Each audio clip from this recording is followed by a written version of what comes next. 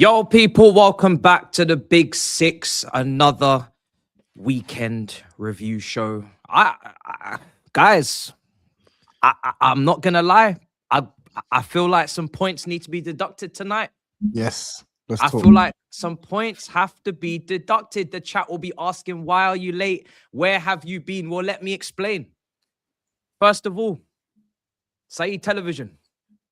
Yes. Couple minutes late, brother. I'm gonna have to duck you a point. I can't lie. Listen, I am a couple of minutes late, but there is a reason. I'm not in my setup. You know what I mean? As you can see, I'm actually hot spotting right now. So you know what I mean? I am like trying. You know what I'm saying? But you are. The rules are the rules. Yep. You're not tonight's worst offender. I'm gonna go up in order. There's still no Steve. Yep. Steve, I don't know where he is now. He knows that we're on. He thought it was 10:30 start, even though... Yeah, but Steve, we know Steve's line, and Steve's gonna say, "I know where I need to be." Well, well, he doesn't know where he needs. After the news that's dropped today, I don't think that's true anymore. I don't think that's true today anymore. I don't think that's true anymore. He needs to be here. Hey. He needs to be here. You know what I mean? But Pep Guardiola is leaving. Maresca's coming in. I know that's gonna go down very well in the Manchester City fan base. You know, 10 o'clock start. It was said at lunchtime today. Now, still no Steve. That's past the 10-minute mark, going into nearly quarter past. It's gonna be points deducted. It's gonna be points deducted. How many? I'll let the chat decide. And then Turkish LDN. Oh, he's at the game, but you know you got to get your representative replacement in order, and he's not sent the damn link. Now, what kind of hosting is that? What kind of hospitality is that to our special guest for the evening, who will be on the way in a minute? But again, the no link. How is he meant to join without a link? Left him standing. Wow. Embarrassing. It's embarrassing. It's embarrassing. So, yeah, Steve's coming now. It's all over the shop tonight, chat. It's all over the shop. Steve, how do you feel? How many points deduction do you feel today is fair for you? What for? You're late. The time. I'm not late. Fucking GRIZZ put 10:30 in the group, so I was busy at work. I seen it. Oh, so what? I didn't realize GRIZZ was the organizer. I asked the question. I said, "Is it 10:30 tonight?" Well, listen, the group's full of ignorant cunts anyway. You don't even reply to our messages. So C-word. Whoa! You know what I mean? What have we done to deserve this? What did we do? Why the it's a bit emotional. It's a bit emotional. It's coming up. Is this what Pep Guardiola's got? Yeah. He's coming so angry. Listen, I'm going to be honest. I didn't even think we were live. I thought we were backstage, so I apologise for that. I've just seen it live in the corner. So yeah. But no, yeah. I'm sorry about I'm late. I didn't read the group chat, but yeah, do whatever you need to do. Listen, I don't know. Like I said, we're just discussing Turkish's penalty as well. What are we saying? Yeah, man. I mean, there's a guy who isn't here. He's at the game, understandably, watching his team potentially close out a league title. But this is a man who's been viciously harsh with me when I've struggled to get replacements. I've been late. I've ducked out in the last minute. What kind of host lines up a replacement, doesn't send the link to the replacement, gets chased for a link, and still doesn't send it? What kind of host is that? How many points do you think that type of host should be deducted, fellas? Well, yeah. Listen, man, it's what it is. You know what I'm gonna do? I'm gonna be fair and say I want to win this title cleanly. So I'm willing to let him go. So I don't want him complaining. Yeah, I don't want him complaining. You cheated. Do you think he's letting you go? You think he's letting you go? Yeah, I want to win the league cleanly. You get me? So there's no such thing as clean in Turkish when it comes to this. When it comes to this, there's no such thing as clean in Turkish when it comes to this prediction. No, I'm not having it. Stop doing this. This is the same guy. When Matisse was bottom, this was the same guy who copied Matisse's scores for like 6 weeks straight. Facts. Do you remember? Do what you got to do. I'm outnumbered anyway, so for me, it's the integrity of the Big Six. We can't be swaying decisions now because it's late in the season and there's titles on the line. That doesn't sound. We can't have one Okay. rule for one and one rule for the managing director. No, man. Doesn't sound right. The rule is for everyone. Yeah. Yeah, that's fair. That is fair. We are the big six. We are the Justice Six. We are the six that stand for integrity, honesty, peace. I think love, a 3-point penalty. 3-point penalty. I'm cool with that. fine with that. Yeah. Oh, he's cool with that now. Yeah, I'm cool with that as well. Hey. Okay. Well, do I only get a 1 point because I'm here? Yeah, you're 1 point. Yeah, I believe. I think you just got it before it was going to go up, so you're good. You know what I mean? But yeah, listen.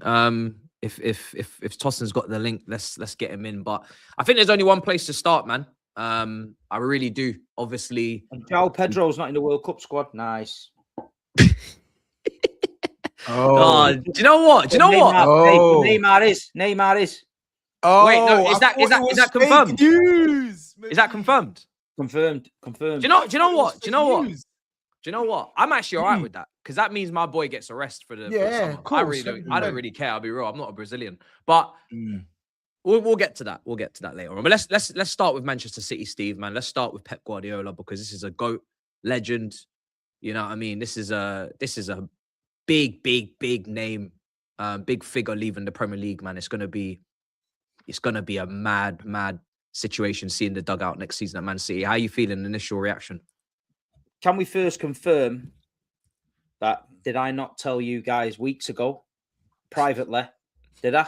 In the group chat? I did because I knew what was happening, but there was no way I was breaking that bomber. That would have broke the internet. So listen, I'm at peace with it. You know, I'm at peace with it. Seems a right way for him to leave. And it's not about us. Obviously, we're always going to be gutted. It's all about him, isn't it? So if he decides to go on the back of winning 2 trophies, his 20th trophy in 10 years, then wow, some man, you know what I mean? It's going to be, you can't replace him. You just can't. But we've got to move on. And you trust the board. You trust Khaldoon to make the right appointments. We've done it before. Don't forget, we won the league with Mancini. We won the league with Pellegrini. But this level of dominance from Pep was something that nobody expected. You know what I mean? We didn't expect it. And yeah, it's sad. It's sad. There'll be an impending meltdown from probably some sections of the fan base. But for me, it's all about thanking him because I never expected to see what I've seen. I've never expected to go where I've been and see the things I've done and stuff. So I can only thank him from me because, like you say, a bald Man City fan once said, from Barnsley to the Bernabeu, I've lived it and I've lived it. So I just want to thank him. And like you say, weekend, they're having some mad events, a parade / fucking something at the Co-op Live. It's a weird one, mate. You either got to choose. You're either in the Co-op Live or you're at the parade. They won't let you walk with a bus and then go in the Co-op Live. It's a strange one. So I don't know what's going on there, but it is what it is. It's just, it was the timing for me. I spoke to someone last night late and they said it could break tomorrow. And I was like, why? And he went, away fans to see him off at Bournemouth, home fans to see him off at Villa. This Co-op Live thing didn't seem right. You know what I mean? You've won two trophies and you're having a after party at the Co-op Live. I thought, nah, this is the farewell party. This, you know what I mean? They just needed to break it, but it is what it is. I'm sure rival fans around the world will be rejoicing. He's brought a lot of pain and anguish to many a household in the UK. With his how great he is, but it's game on. We see where we go now. We see what foundation the club is built on and what they can achieve with it. Maresca's the name that has come out. He's not a popular choice amongst Manchester City supporters. I don't think anyone really wants him, but you trust the club. We have to trust our club. You know what I mean? The track record of making decisions has been okay. It's been good. So Khaldoon says he wants Maresca. He wants Maresca. And the other week when I said about cannon fodder, people laughed. Cannon fodder. But they're big shoes to fill. You know, big shoes to fill. You know, there's only one saving grace. He didn't stand on the pitch with a microphone and tell us that David Moyes is going to be the next manager, and they all lapped it up. You know what I mean? He's going with a bit of grace and decorum. He's not going to be sat in the boardroom like a bad shadow, you know what I mean, over every manager's back, telling them what they should and shouldn't have done. So I think we're going to do it right. We'll make a clean break. We'll thank him for what he's done. We'll name the stand after him. And yeah, we'll carry on. Is that 10 years? Sorry, he's been there. Yeah. Yeah. Let's all celebrate, man. We celebrating tonight. Let's all celebrate, man. Come on. What are you trying to say? Let's all celebrate. Why is everyone sad, man? This is time to celebrate, man. The guy's leaving. Sad, mate, but we just won the FA Cup, mate. You know what I mean? This is time to celebrate, man. Well, I know you're not talking to me because he just beat my team in the FA Cup final, so that would be a crazy tone. Yeah, but now, the real order now. These men. Happy to step up, man. You know what I mean? No. Do you know what it is? I tell you. Let me say my bit here, because listening to Steve there, and if I was in this position or wherever, blah blah blah blah, it's a mad. We're gonna celebrate afterwards, but the initial reaction is, what a bloke, what a legend. I mean, I know Steve's saying we're going to be celebrating or whatever, blah, blah, blah, but I'm a bit tinged with sadness as well. Like, even from a fierce rival, like from a rivalry point of view, it's true. He's a GOAT. And every time a GOAT leaves the game, like I got huge respect for him, man. Those 10 years, they won't be matched again, guys. It just won't be matched again. So if you've got someone whose record won't be matched again, you have to put respect on that. It just won't be matched. It won't even come close. I don't think. How many trophies was you telling us, Steve? 20. It won't be matched, like close. So I think he's been a revelation, man. I can't even remember when he was signed, like what the reaction to us, him coming to City was like, oh, why is Pep coming to the Premier League? Or can he do it in the Premier League? Or he can only do it with Barca, with Messi, and then obviously Bayern as well. Well, but he came, he saw, he conquered, man. Obviously stopped us from winning numerous titles, at least 2. So I should be bitter.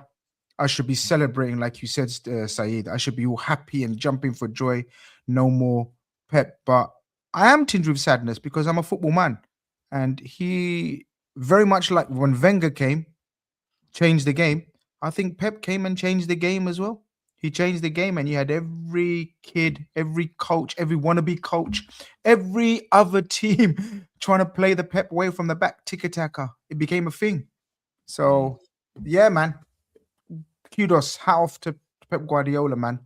As I said, for me, in the conversation for the greatest coach of all time, that's where I'm putting him, in the conversation for the greatest football coach of all time, in my opinion. Yeah, I mean, like I said before, I think Man City and my club, we've not really crossed paths over the last 10 years for the league. We managed to sneak one in his first season when he wasn't set. Yeah. And then after that, he just went and dominated. And he obviously didn't get the Champions League final over us, which was thankful. So I have nothing but admiration for what he's done over there. Obviously, it's been ridiculous dominance, man. Like, what, 7 titles in 10 years? It's bonkers. Do you know what I mean? It's absolutely bonkers. So, but I'm also looking forward to it. I'm not sad that he's going. I feel like I'm glad that he's going at the right time. I wouldn't want him. Yeah, I was going to say glad. I wouldn't want him to peter out or to be exhausted. That's a long time to do a job at the top level. I've always felt like he does deserve a break. And when you look at the managers at the top 6 teams now next season, boy, it's open. It's really open sesame. There's no out-and-out world-class manager. There's nobody who's got a stranglehold over the league. There's nobody dominating.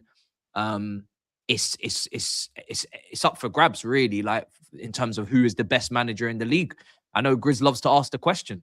You know, second best. Now you're gonna have to be asking who's the best.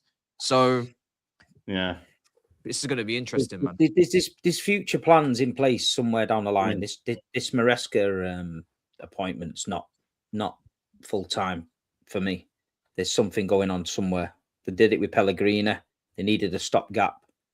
And like you say, the club's set up for it. The players are there. The academy's there. You know, everything's set up for somebody to go and continue with what has been left off. It's not like someone's coming in, bringing all his own nutritionists and staff and overall in the club and going in a different direction they'll be basically told, these are the players you're going to work with, and this is how we do things here. And if he doesn't live up to expectation, then the next one will come in. That's the way it is. We're very fortunate we've had Pep for this long. And like you say, he has been the X factor.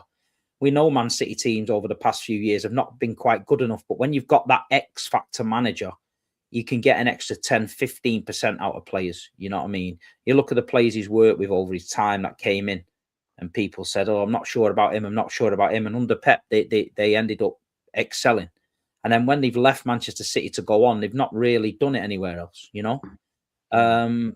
But it is what it is. Like you say, it's football, and like it's football, and he'll get his flowers, and like you say, you move on. But the Maresca appointment's going to be a mad one. I don't think the City fans are ready for that, but I've seen Alan Ball and a few others like that, so I'm ready for it. Do you think this basically? Do you think this normalizes, like not normalizes, but do you think this makes you a normal club again in terms of people can get to you now? I think. Listen, I think people will try. I think they're going to try and get to us, but it's far from a normal club. It's far from a normal club, like you say. You don't have to look at what's going on. They're always evolving on and off the pitch all the time. They never stand still. And if someone's not quite right, or the results are not quite right, do you think that this club's gonna make the wrong decision? No, they'll make the right decision. If they need to cut it, they'll cut it.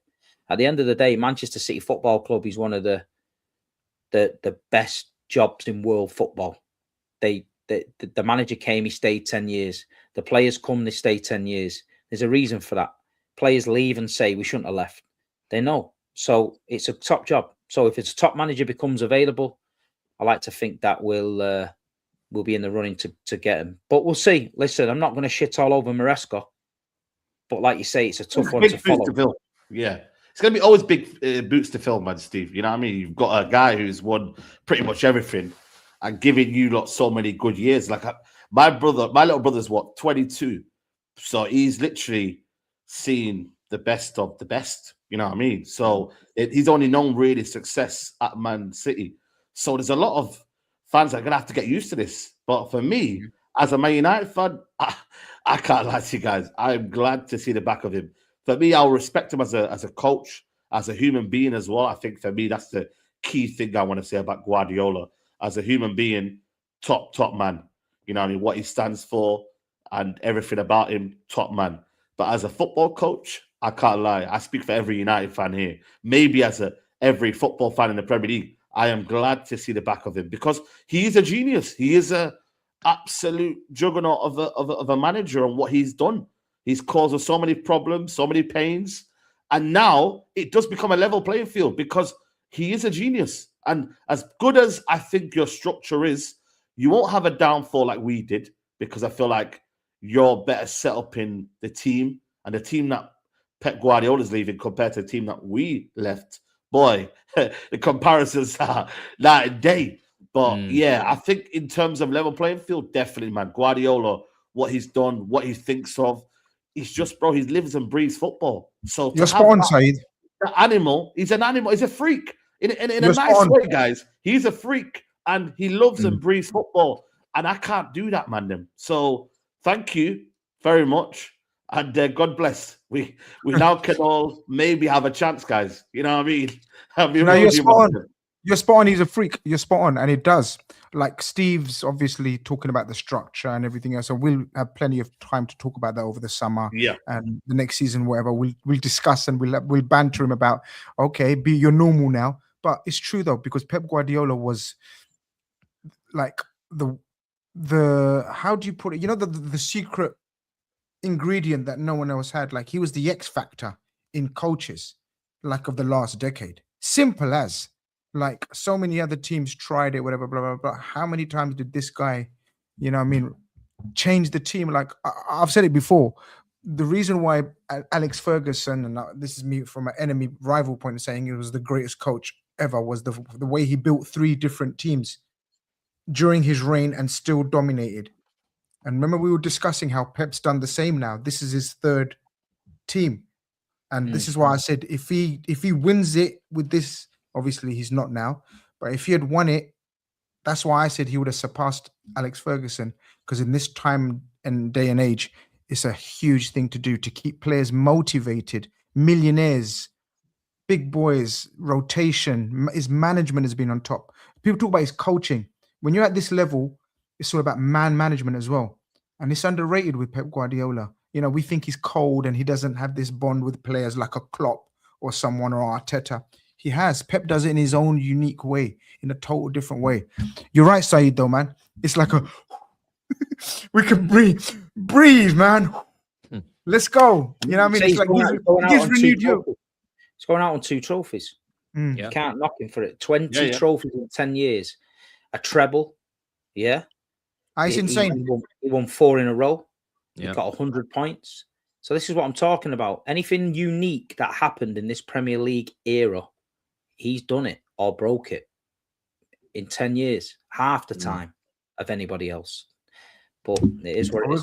But we're going to talk for the rest of it. But yeah, big up Pep Guardiola, man. Salute. Yes, man. There's conversations for sure. There's conversations. What about the Premier League GOAT manager? Yeah, bro. 100%. There's conversations. Would you like to kickstart that conversation? I mean, number one is Fergie, right? Because Fergie's obviously won the most, but Fergie was also here for how many years, right? Exactly. If we compare the trophy to time ratio, 20 trophies in 10 years is absolutely bonkers, bro. Absolutely bonkers. I don't care what anyone tells me. It's bonkers. Yeah. And it's not even just 20 trophies. Like, there are leagues where you don't like, there's been leagues where like they dominated. They've won it at a canter, bro. And then there's leagues where they've been pushed to the brink. 97 points, 91 points, and they still win it. Yeah, that's why I'm saying, listen, I love Fergie. I'm not even necessarily saying Pep is number one, but I'm saying conversations need to be had. Just say it, man, because you know you think it. Just say it. For sure. No, listen, everyone can say that. I think it's not a conversation, but one thing I will say with Fergie, though, to keep recycling squads, to keep going again, Mourinho, Wenger, I think it's been a madness what Fergie has done. He spent money, don't get me wrong, 100%, but you just look at the squads he's had to keep going again. You know what I'm saying? So I think for me, I would definitely say Fergie, but it's a conversation. It is a conversation. Would you not argue that? Would you not say that it was the case with Pep as well? Because yes, we've seen multiple iterations. We saw a team blitz it 100 points, playing the best football in the league. Then we saw a couple years later a team who were just super solid defensively. Diaz came into the team rock solid. Then we saw a team with four centre backs in the back line. Then we saw a centre back playing DM. Bro, we've seen various iterations, and that's what I'm saying. You can draw parallels. You saw shit like that with Fergie as well, with O'Shea coming into midfield and fullback and shit like that, bro. Do you not think the point though I made there in terms of who Fergie has to come against? I mean, who has Pep gone against? Is it just Klopp? You would argue, but Klopp is manager. I'm talking Klopp serious. Klopp is a top 5 contender. Well, in my opinion, Klopp is top 5 best managers we've had in this league. So that's a serious contender. It is. It's the numbers. And listen, if he's done this in 10 years, you know, if he had the time to do it, you know what was happening, mate. We all know what was happening, but it is what it is. He's got. He don't have to prove nothing to no one. Like I said, anything unique that Alex Ferguson done, Pep done it better. End of story. And he beat Alex Ferguson with Barcelona every time they played. Do you know what I mean? So when they came up in the big competitions, it's Pep. Do you know what I mean? Man United had the chance to end Manchester City's treble. It ended in 12 seconds. You'll never win 4 in a row. You never win 3 in a row, they said. We won 4 in a row. So Pep's going to get his respect. Tonight, they can laugh and they can sneer, but to me, it just shows how much pain he's brought to rival fans. It's joyous. It's absolutely joyous. I've never seen so many 115s in the chat before. I was going to say, but you know me, but I could be shameless, but you know what I mean? It's one of them ones where... The good thing with the 115 is, though, all them charges were before Pep, so I don't know why they're doing that. I'll go through some super chats on Pep before we move on to the cup final. May as well just smoothly segue into that. But Measy says, I'm an Arsenal fan, but I'm sad to see Pep go. He and Klopp were great characters that made the league a lot more fun. Yeah, absolutely. They had their period, but now it's time for some of these young bucks, former players, to start stepping up and creating new dynasties. You know, if they're capable. So it's going to be refreshing. It's going to be refreshing. We need some more characters, man. All these. There is no. They are coming now. Michael Carrick, Xabi Alonso, Slot, Arteta. They're dry, man. They're all dry. Areola. They're all dry. All these Glasner. They're all dry, man. There's no characters, no personalities, man. Huh? Arteta's not dry. He's a character. Oh, please, man. Arteta's annoying, dry. But he's not dry. Oh, please, man. Arteta's not dry, man. Arteta. But hey, listen, because he is funny to make. He's given us some funny moments. Guys, he's the most animated guy in the Premier League. He's far from dry. I think we're going to obviously discuss it, obviously, as the summer goes on, in terms of it's a chance for him to dominate, though, and step up now. Klopp gone, Pep gone, new manager at United, you know what I mean? Chelsea, new manager, Spurs in the shits. You know what I mean? It's a time for Arsenal to really, really dominate if they can. Slicker says, what a gaff we had for the past decade, won everything, and all Man United fans are gassed. Biggest thing they can celebrate, Manchester is blue. Love for the love. Mate, the whole of Premier League celebrated. I don't know why he's saying that about United, but yeah. Listen, like I said, I don't think Chelsea fans have a reason to care too much because we've not been up there fighting alongside them, and we're not rivals with City. Brandon B Talking says, bruh, chill on the funeral, who died? Managers move on all the time. Yeah, but if you can't do a segment to one of the managers, it's Pep. Yeah, it's Pep. If you can't do a segment for someone like Pep Guardiola, then I don't know. I think the game's gone. Like, respect, man. You have to respect greatness, man. It's not just any old managers just leaving, bro. You have to come on, man. Respect the man that's going, bro. Then we'll banter, we'll do all the laughing and joking and saying, you know, later on. But tonight is a time for respect and showing levels, man, to this guy. Sorry. Brian says, I missed a bit. Are we saying is the consensus that Pep is better than Fergie? That's why. Tobe said it was a conversation.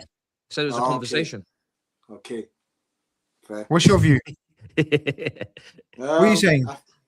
I think Pep is a great manager, but I think Fergie pips it for me, to be honest. I think Fergie went toe-to-toe with Wenger, went toe-to-toe with Mourinho, saw them off. I think Pep has won, obviously, more in a shorter amount of time. I think there's not much separating the two managers, but I just think, for me, I would say Fergie's had to face harder challenges than Pep, in my opinion. I know Fergie had to face Pep in the Champions League and came up short. Yeah, that's fair enough. That's one of the greatest Barcelona teams ever. Oh, so it's the team now, not Pep. Not the team of United, though. It's not the team of United. Listen, if you look at the actual two teams, you got to give it to Fergie. Like, he had Park Ji-sung on the right-hand side. Like, this is a special. The biggest fucking whiny fan base I've ever met in my fucking life. It's true, though. It's true. Maybe for the second one. Let's not do this for the first one. Because the first one's calm. Yeah, I don't mind the second one, though. I don't remember Barcelona being one of the best ever teams. Was Barcelona one of the best ever teams I've seen anyway? So we got beat first. I think with Messi, they were favourites. Yeah, I can't. They were favourites. Are you mad? Are you all right, Toby? Wait. So you want to tell me 2011, Thierry Henry, Eto'o, Messi, Iniesta, 2009, Cristiano Ronaldo. 2009, yes. Cristiano Ronaldo. I'm not talking about 2009. 2011, they were the favourites. We're naming both. Oh, because he's beaten twice. 2009, when it was level playing field. That's the season they had Berbatov. Yeah, but you said and Rooney. Actually, one of the greatest. 2011, I said. It doesn't matter though. Fergie's the underdog story. 2011, yeah, 2011 it was a slap. 2011, Barcelona. 2011, they were better than us, man. Yeah, I'm not saying. I'm not arguing 2011. I'm just arguing 2009. Yeah, and to be honest, with you, 2009, should have been 2-0 up in the first 10-15 minutes. And then they went on the other end, sucker punched us, and Samuel Eto'o chopped. I think it was Vidic, and then they put it back in the net. So it's one of them, innit? Coulda, woulda, shoulda. But listen, they were a great team, man. If you're gonna get beat by a team, it's a great Barcelona team between 2009 and 2011. Let's just make that clear, people. Yeah. So it's a team, though. not Pep, the team. Yeah, but yours was But the it's yours was Pep, the Pep's manager. got the team, yeah. What Yeah, do but you yours want? was the manager, though. Was yours the manager, but No, not but the what I'm team? trying to say to you is that Pep went against Fergie, but with one of the best teams we've ever seen. So fair play. I'm not even saying that it wasn't whatever. Like fair Yeah, play. one of the best teams anyone ever seen, and went against Wenger and Mourinho. So what's your point? Yeah, what do you mean? What's your point? We played against one of the best teams ever. That's my point. And who was the manager? Yeah, Pep Guardiola. Just mention it. How many times do you want to mention it? But he can't win out with Messi, can he? But the 20 trophies he just slapped on the table in the Premier League says otherwise. Yeah, but what did you do at Bayern Munich with that Bayern team? He won the league every year. Yeah, but did he win the Champions League with them? Oh, so there's always something. No, but there's always something. But they win the league every year in the Bundesliga. It's not nothing special. So the narrative always changing. The narrative is always changing. They were meant to win the Champions League under Pep Guardiola. He didn't do it. Always changing, though. It's not changing, though. That was one of the. Do you think Ferguson's Champions League record is fair? Like to put up against Pep? Do you think should have got more? Do you think that's an argument you can really make? Yeah, there you go. No, but you got to look at it as well. Alex Ferguson with Aberdeen is one of the greatest things ever done, by the way. Beat Real Madrid. Also, the last manager to win a Scottish SPL. The guys took it all the way back to the Scottish fucking league now. No, but it's true, though. If you look at him, Fergie wasn't anyone. He went and dominated Real Madrid, and they were the best team in the world at that time. So you can't just say, oh, yeah, this Fergie, that. He actually did it. He had a pedigree before he came to Man United. So yeah, and Pep Guardiola got promoted to one of the biggest teams in the world and got told to go and do this on the back of a team that wasn't winning anything. And after 2 or 3 games, wanted him out. The fans wanted him out. It's only Johan Cruyff written the open letter to the fans, said bide your time with him, and luckily did bide the time, innit? You know what I mean? Luckily he did. Now he's the greatest manager of all time. End of story. I don't think so, but yeah. John Wayne says, Steve calling out Enzo News bullshit months ago proves his emotions do all the talking. Imagine having arrogance to call out Ornstein. When did I say that? When did I say it was bullshit? I told you. Listen, we've got the group chat 3 weeks ago. These lads can confirm it. But what are you beefing Ornstein or something? Are you beefing Ornstein? No, I wasn't beefing Ornstein. I don't know what was happening with Ornstein, but I was just like, listen, it is what it is. I thought something happened then as well. Pep's the greatest, let's be honest. Fergie dominated in England. Pep dominated everywhere and changed the way football is played. Coaching-wise, it's not close. Pep is far better. Everyone in England, in the last 10 years, is now trying to play Pep Guardiola football. From non-league to grassroots to everyone. Yeah, he changed the game of football. He was told that Pep Guardiola coming to England will never survive tippy-tappy football. There was Man United podcasters saying Eddie Howe's going to ride him all the way to town and all this bullshit, right? There's one thing for certain. Nobody in English football is playing Alex Ferguson football. Nobody was doing it. No, there was no style of football from Alex Ferguson where you go, that's the Fergie style of football that we all know and love. Didn't happen.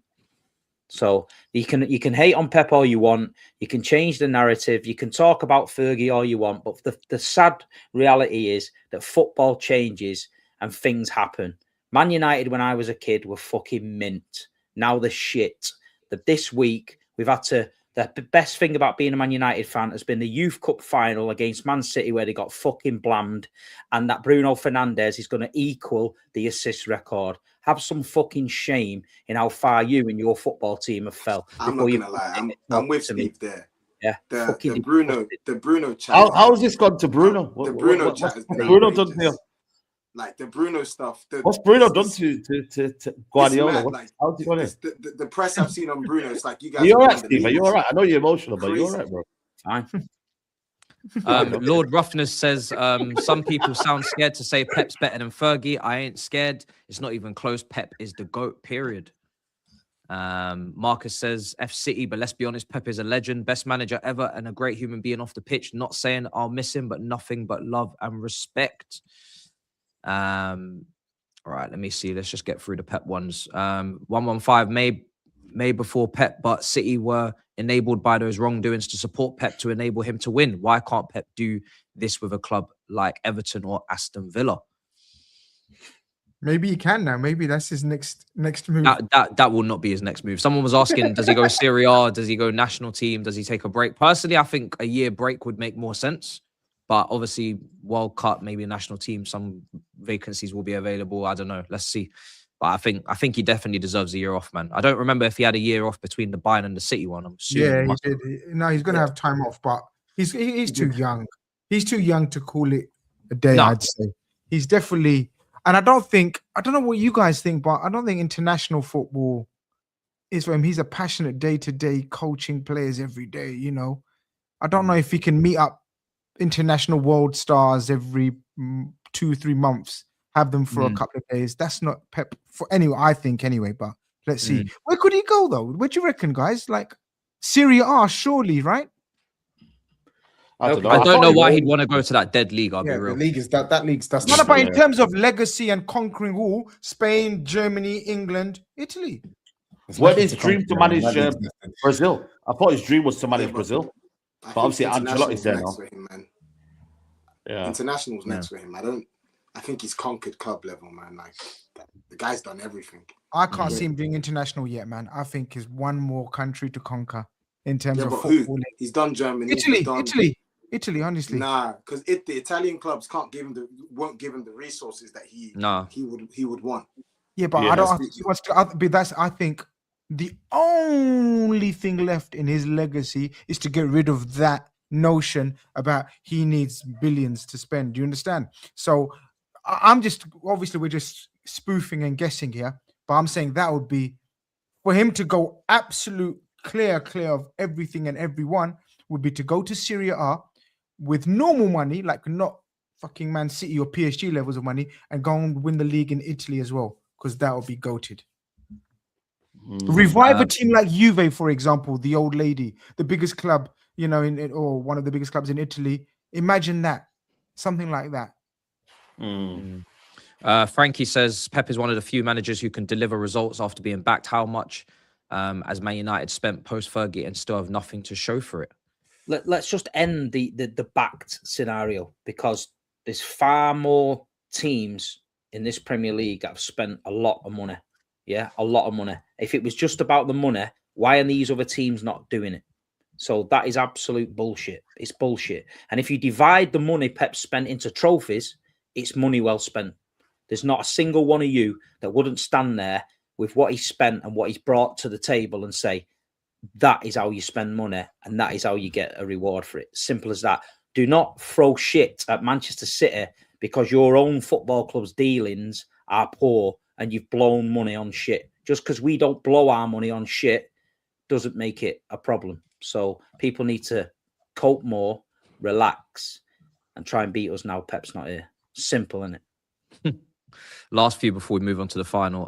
Jamal says Pep is the GOAT. In my opinion, the influence is too much. The revolutionary people are the ones that ones remembered. I think Ferguson will be remembered, but I get your point. Company, Maresca, Arteta, he inspired the next wave. They're definitely two different types of manager. I think that's for sure. I don't think anyone's disagreeing with that. All right, let's move on to the cup final. Otherwise, we'll never get off this this back and forth with Pep. Steve, I'll let you start, bro.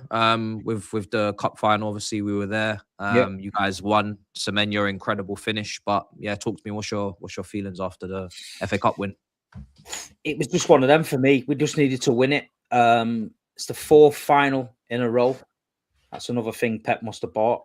So we needed to win it. You know what I mean? We'd lost the last two. It wasn't a classic first half. City had a lot of the ball, a lot of possession, without creating a great deal. Rodri coming back into midfield was a surprise. Mamouche playing in the 10 didn't work. And we needed to change it. We changed it with a Turkey substitution, etc. And we started to play a little bit better in the second half. Semenyo's finish was brilliant. Haaland with a cross as well, and the finish. I didn't ever feel in trouble, if you know what I mean. When I was sat watching it, I didn't feel like I was on edge thinking, oh, Chelsea's going to nick one here. I've seen people whinging about Kusanov smashing into people, but for me, get to the gym, man. You know what I mean? Kusanov was having it. Fernandes was having it. I thought Cole Palmer was poor, very poor. I thought on the ball he was poor. I thought he had a job of trying to double up on Doku. Didn't do that very well. I thought there was only one or two players at Chelsea that seemed up for it. You know what I mean? And like you say, we got over the line 1-0 and taking it. It's a cup final, but it was one of them where you just go, meh. You know what I mean? It was just it wasn't a classic. We're not talking about that for years as one of these cup finals that is memorable. And we got the job done. And like you say, 2 trophies for Pep, 2 trophies for City as fans this season. It's not the trophies we want or set out to get. Obviously, the Premier League and the Champions League is the ones you want. But for a team that was supposed to be rebuilding and could be finished and this, that, and the other, it's 2 trophies. It's been a good season for us overall. You know, it's been a good season. But yeah, I didn't think Chelsea were there for it. I didn't think they were up for it. It was it was a bit of a damp squib for them. The Chelsea fans I spoke to coming out the ground weren't happy either. They were saying they didn't show really any fight. There was a few of your guys throwing themselves about on the floor rather than have a bit of a fight. They were just like, weren't really up for it. But listen, it is what it is. It's 1-0. I'm taking it, and the FA Cup's back in Manchester now. I don't know. I think it was a penalty. That's for sure on Pedro. But there was definitely a penalty shout for either Hatter or Pedro. I think your Kuzanov take there for me. He didn't go for the ball. He just literally just slammed across Pedro. And it's like, if Caicedo makes that challenge, you man are kicking up a fuss. There's no doubt about it. You man are kicking up a fuss. I don't understand how you can not go for the ball. Well, not really shoulder to shoulder, leg across, and it's not a penalty. And then Caicedo does very similar later on Semenyo, and he gets booked for it. Case in point. It was definite penalty. Like how that wasn't given. Them shoulder tell me how many of them shoulder charges in the boxes this season you've seen given as a penalty. No, but that doesn't mean it's not a penalty. It's still a penalty. Yeah, we don't know what the rules are now. What are the rules? Know the rules about anything. That's what I'm saying. If we can see that shoulder charge in 6 or 7 games not be given, then we're not expecting it to be given in that. And do you know what? Game. It wasn't. And do you know what? It wasn't only a shoulder charge. If you look carefully, it was his knee coming across him as well. The knee stopped. Yeah, the knee stopped him as well, which was the difference maker. But Chelsea were there to minimize the damage. Chelsea were there to just make sure it's not make up the numbers like a walkover. Yeah. And when you have one team that's intent on just making sure they only lose 1-0 or take it to extra time or something on the break, then obviously it was always going to be hard for City to break them down because Chelsea have got good players. It's just that they weren't obviously ever going to express themselves and I think they only have one shot on target all game. Have a threat. They were never going to be a threat to Man City, which meant City can start controlling and start dominating the areas like City like doing, the penalty areas, whatever. And what a great finish from Steve's favourite player. Semenyo. Good finish. I mean, you look at the two managers in the dugout and you look at Chelsea's momentum going into this game and City's momentum going into this game. It's not even really meant to be anything other than a City win if we're being real. But I don't think the players lacked fight personally. I think they just lacked quality going forward. They were compact. They were defensively a lot better than they have been. Obviously, City still get a couple of chances with Haaland, but I don't think City created loads of chances themselves. I don't think City were particularly anywhere near the level they can play at. I just thought it was pretty low quality game overall until maybe Cherki came on, started going past a few players. And we weren't better though. Like you guys would have been, I think you edged it. You deserved it, but it wasn't a great game. I don't feel think like we got our first gear, man. I don't think we got our first gear. Cherki was dead when he came on. They didn't need to. No, they didn't need to because we made the wrong decision a few times where he could have squared it for tap-ins or Haaland shots. Yeah. He tried to shoot and that, but it is what it is, man. It felt like a community shield. I'm not gonna lie to you. It didn't feel like an FA Cup final. It was a friendly. On the pitch in the stadium. I thought our fan base were very, very on point, man. With the noise. It's just we tried to.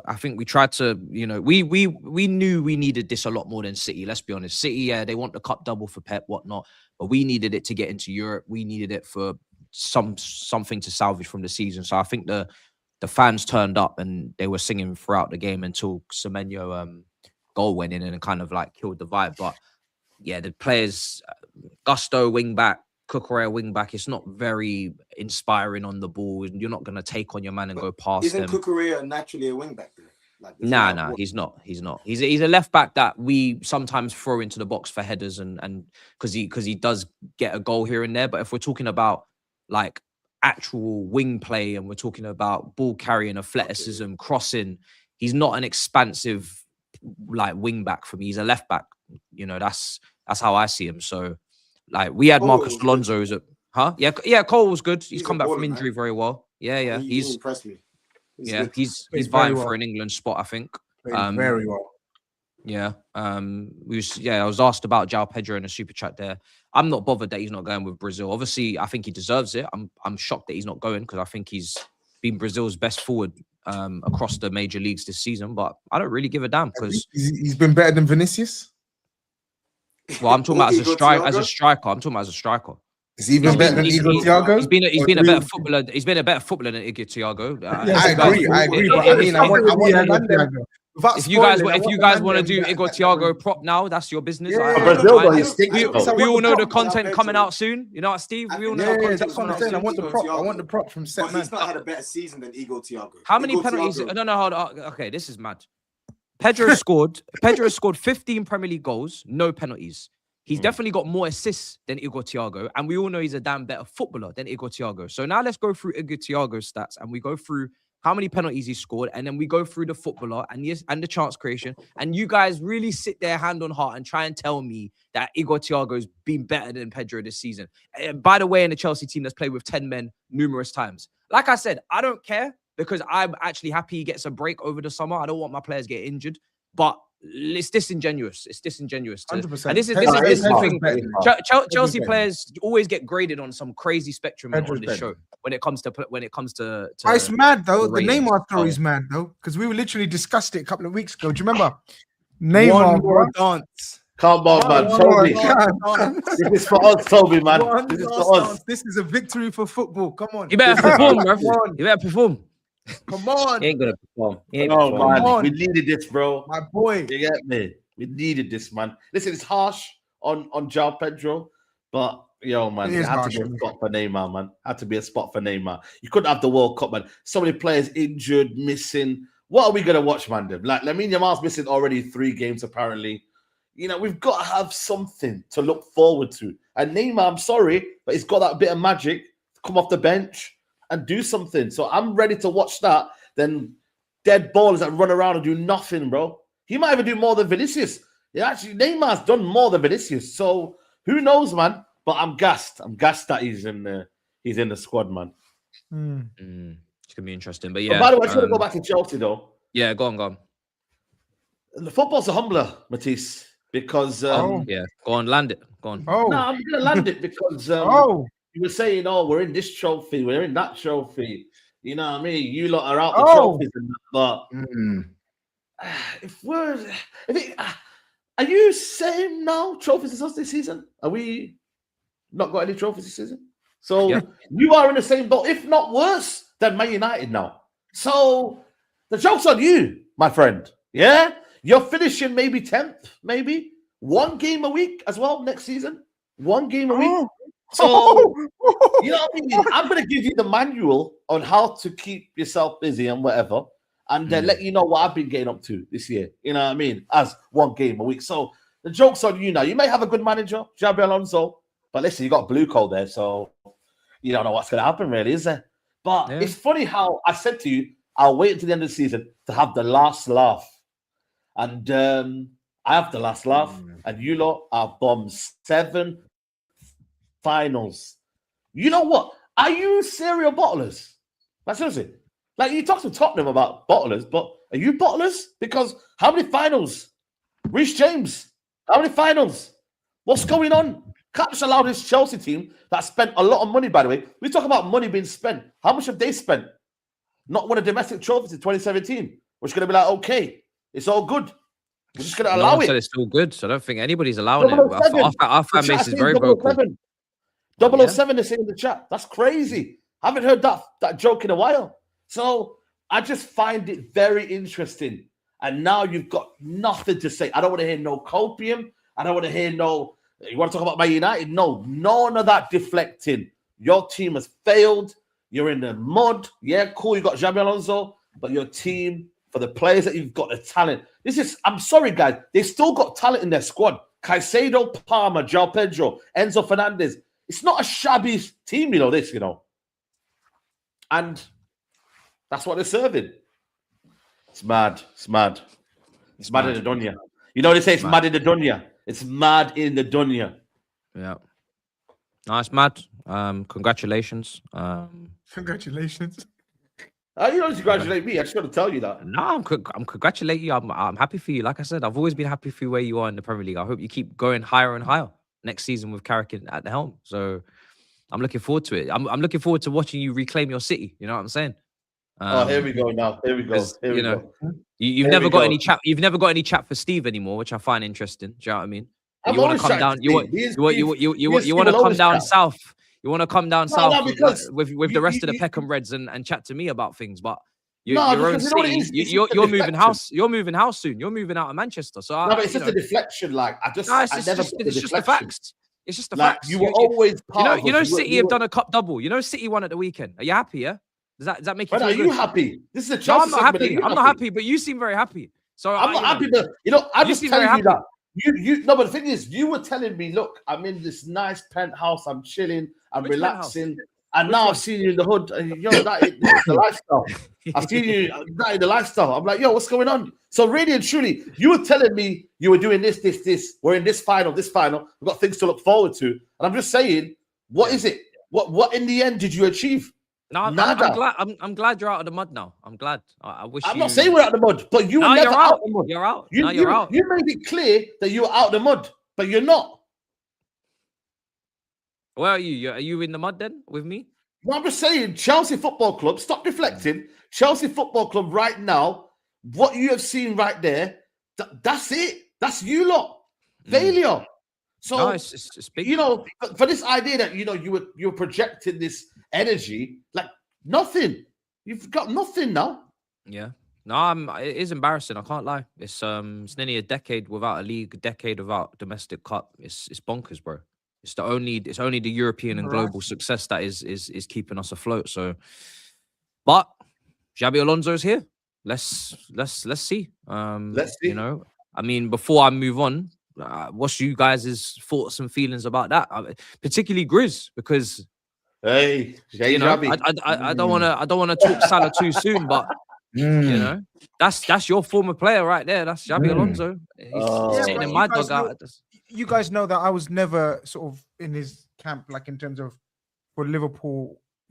Fair enough, and he's a great young coach. Chelsea, after walking from Real Madrid and the drama and the politics and everything else into Chelsea, is a bit of a decision. But fair play to Chelsea, they convinced him.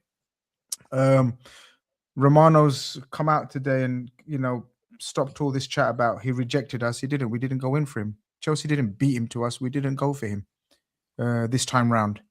We spoke to him the first time round when he went to Real Madrid, before he went to Madrid. But this time round, we didn't. But for Chelsea, it's interesting. That's one way of putting it. It's interesting. I don't know. None of us really know how he's going to do, but the profile is there, man. You can't argue. What he done at Leverkusen is historic. And that will never, ever be forgotten. And I don't think, people that watch Real Madrid or look at the track record, he didn't have a bad record at Real Madrid. It was just the politics at Real Madrid that got him turfed.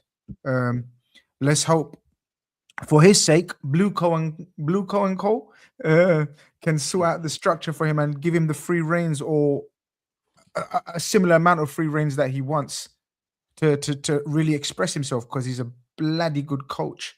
But it's all the circus that goes around with Chelsea that could be problematic. But yeah, man, there's no bitterness or jealousy or anger or anything from my emotional side. I'm like, yeah, man, fair play to him, man. He's got to do what he's got to do. He's got to go manage who he's got to manage.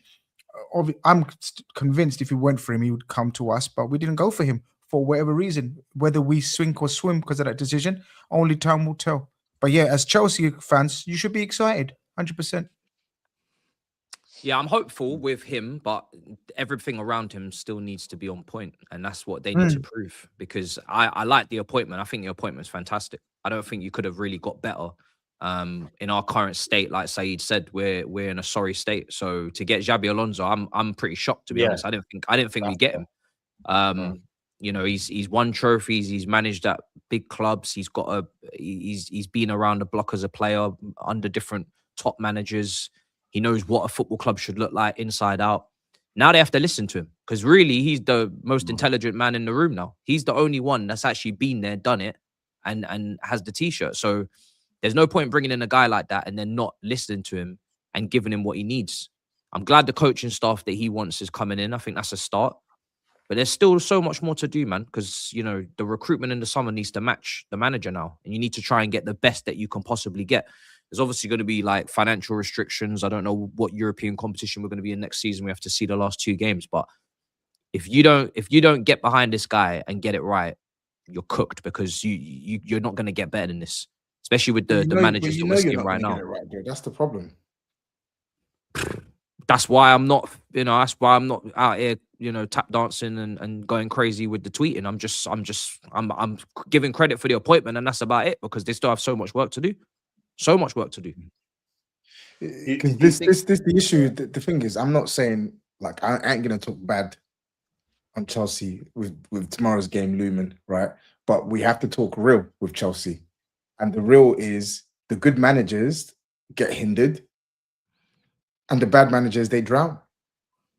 So my thing is, what are they saying with this Alonso appointment that makes it different from the past managers they've had that have been of a good standard that a lot of Chelsea fans would gravitate towards? So, like, Tuchel, what did, well, he like, was just sacked immediately, so he didn't even get a chance. And then Maresca Yeah. won you the 2 trophies. Listen, we know that the trophies aren't.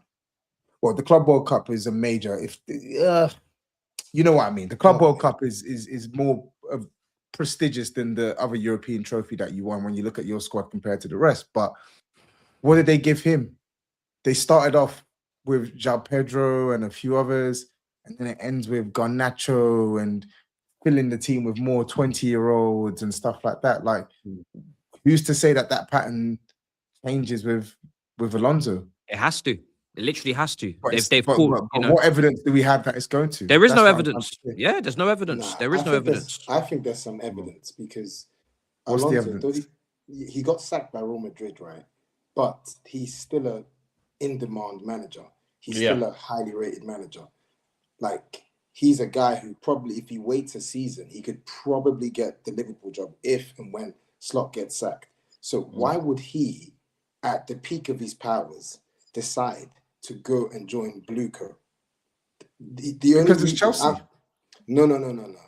Any good manager with any common sense will not join this organization. They're not even a football club; they're an organization. I personally think he's joined them because the remit that he has now is probably wider than previous coaches before. And I saw something like he's going to be given the manager role as opposed to a head coach role. Yeah. So I'm thinking Alonso's not stupid enough to join Bluco. That's what I'm banking on. So I personally think it probably will be different. And they have said that they're going to sign more experienced players as well. So most likely with him, this could actually be a turning point for Chelsea. They just need to get it right in the summer transfer window. I think that's what I'm seeing and believing, though. Seeing is believing. This is it. Yeah, no, I agree with you. Like, I'm banking on the fact that I thought he was too intelligent to accept the parameters that are in place for Liam Rossinier and for Maresca and for all these other Poch. But like Tobe said, seeing is believing. You actually have to put it to action. They talk enough. There's enough words. There's enough reports. There's enough chat. You need to put it to action. And especially now that Pep's leaving, and I'm not saying next season is geared up for us, but you should not be trying to make more excuses for yourself. Talking about trying to change the culture of the club. I don't want to hear that Chelsea can challenge within 3 more years. You need to be looking at Pep leaving and look at Slot's instability. De Zerbi's obviously at Tottenham. They've got a long way to go. Carrick is pretty much a novice at United. Great start. Arteta, I know the chat are ready to crown him as the best manager in the league, but on trophies won, he's not won enough trophies to just be fearful of and everybody, laud Arteta. At the end of the day, everybody needs to have their shit everybody should fill in their insides. Let's get shit cracking. Let's pattern up the business and let's all have a go, because there's no world class elite level top manager anymore in this league. And you know, so I don't know, man. If you got one game a week next season, bro, you need to get shit cracking, bro. That's how I see it. Because Man United finished third this season with Carrick half the season. But the thing is, there's a good enough base at Chelsea to get top 4 of no Europe. Yeah, that's the problem is. The problem is when you get 1 or 2 injuries. That's the issue. Like, that's the issue. And in fact, maybe let me rephrase, because that's technically not true. That attack is not good enough to get top 4 as it stands. No. If I think about it now, if I take it Arsenal, Liverpool, Man City, Manchester United. Yep. I think you need more in the attack. But in theory, with no Europe, you would expect that Chelsea could finish in the top 4. You could, right? They should be aiming for 5 key signings, Tobs. Five key signings, man. Like, of starting competition quality, like proper competition. I'm talking Cherky came in for Foden type level. I'm not talking you're going straight to the bench and you're just here to be a squad filler. But that's what they would do if they were serious. If and this is where action will speak louder than words. If they've reflected and they're ready to change and they are ready to tweak and twist, then let's see it in the summer. If not, then we'll have the same conversations we've been having in the first 4 years of this ownership, is that Chelsea are just massively underachieving for the money spent. So it's going to be interesting. So you can get 5 and I can't get 6. What do you mean 5, 6? What are you saying? You're saying you could get 5 signings in summer, but I said I could get 6, and you were like, it's not realistic. Mine is not realistic either. With my, I've got no money. But that's what I'm saying. That you demanded as far as I'm aware, 5. but no. You see what I'm saying? though? You demanded 5, but I was saying we need 6. But you didn't say 6. You said, I think you said more than 6. I think you said 7. No, I said 6. I said 6 signings. Are you sure? I'm sure. Yeah, someone run the tapes back. I'm sure this guy probably even said more.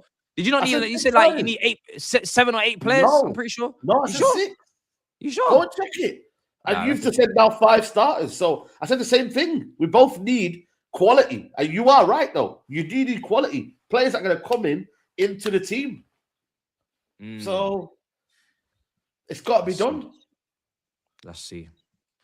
But I do think top 4 is a minimum target for Chelsea, though. You've got to get at least top 4 Champions League football. That's the minimum you got to go get.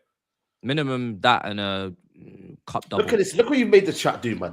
That's what they wanted to do. The 6-7 thing, man. That's all they wanted to do. This chat that's why I didn't say the 7, bro. I just said 6 because I knew what's going to happen in chat. But you did say 7. That's what you said. No, I said 6 to 7. Ah, yeah. So you did. I didn't want to make the chat do this. Yeah, you get it? You tried to lie. Yeah.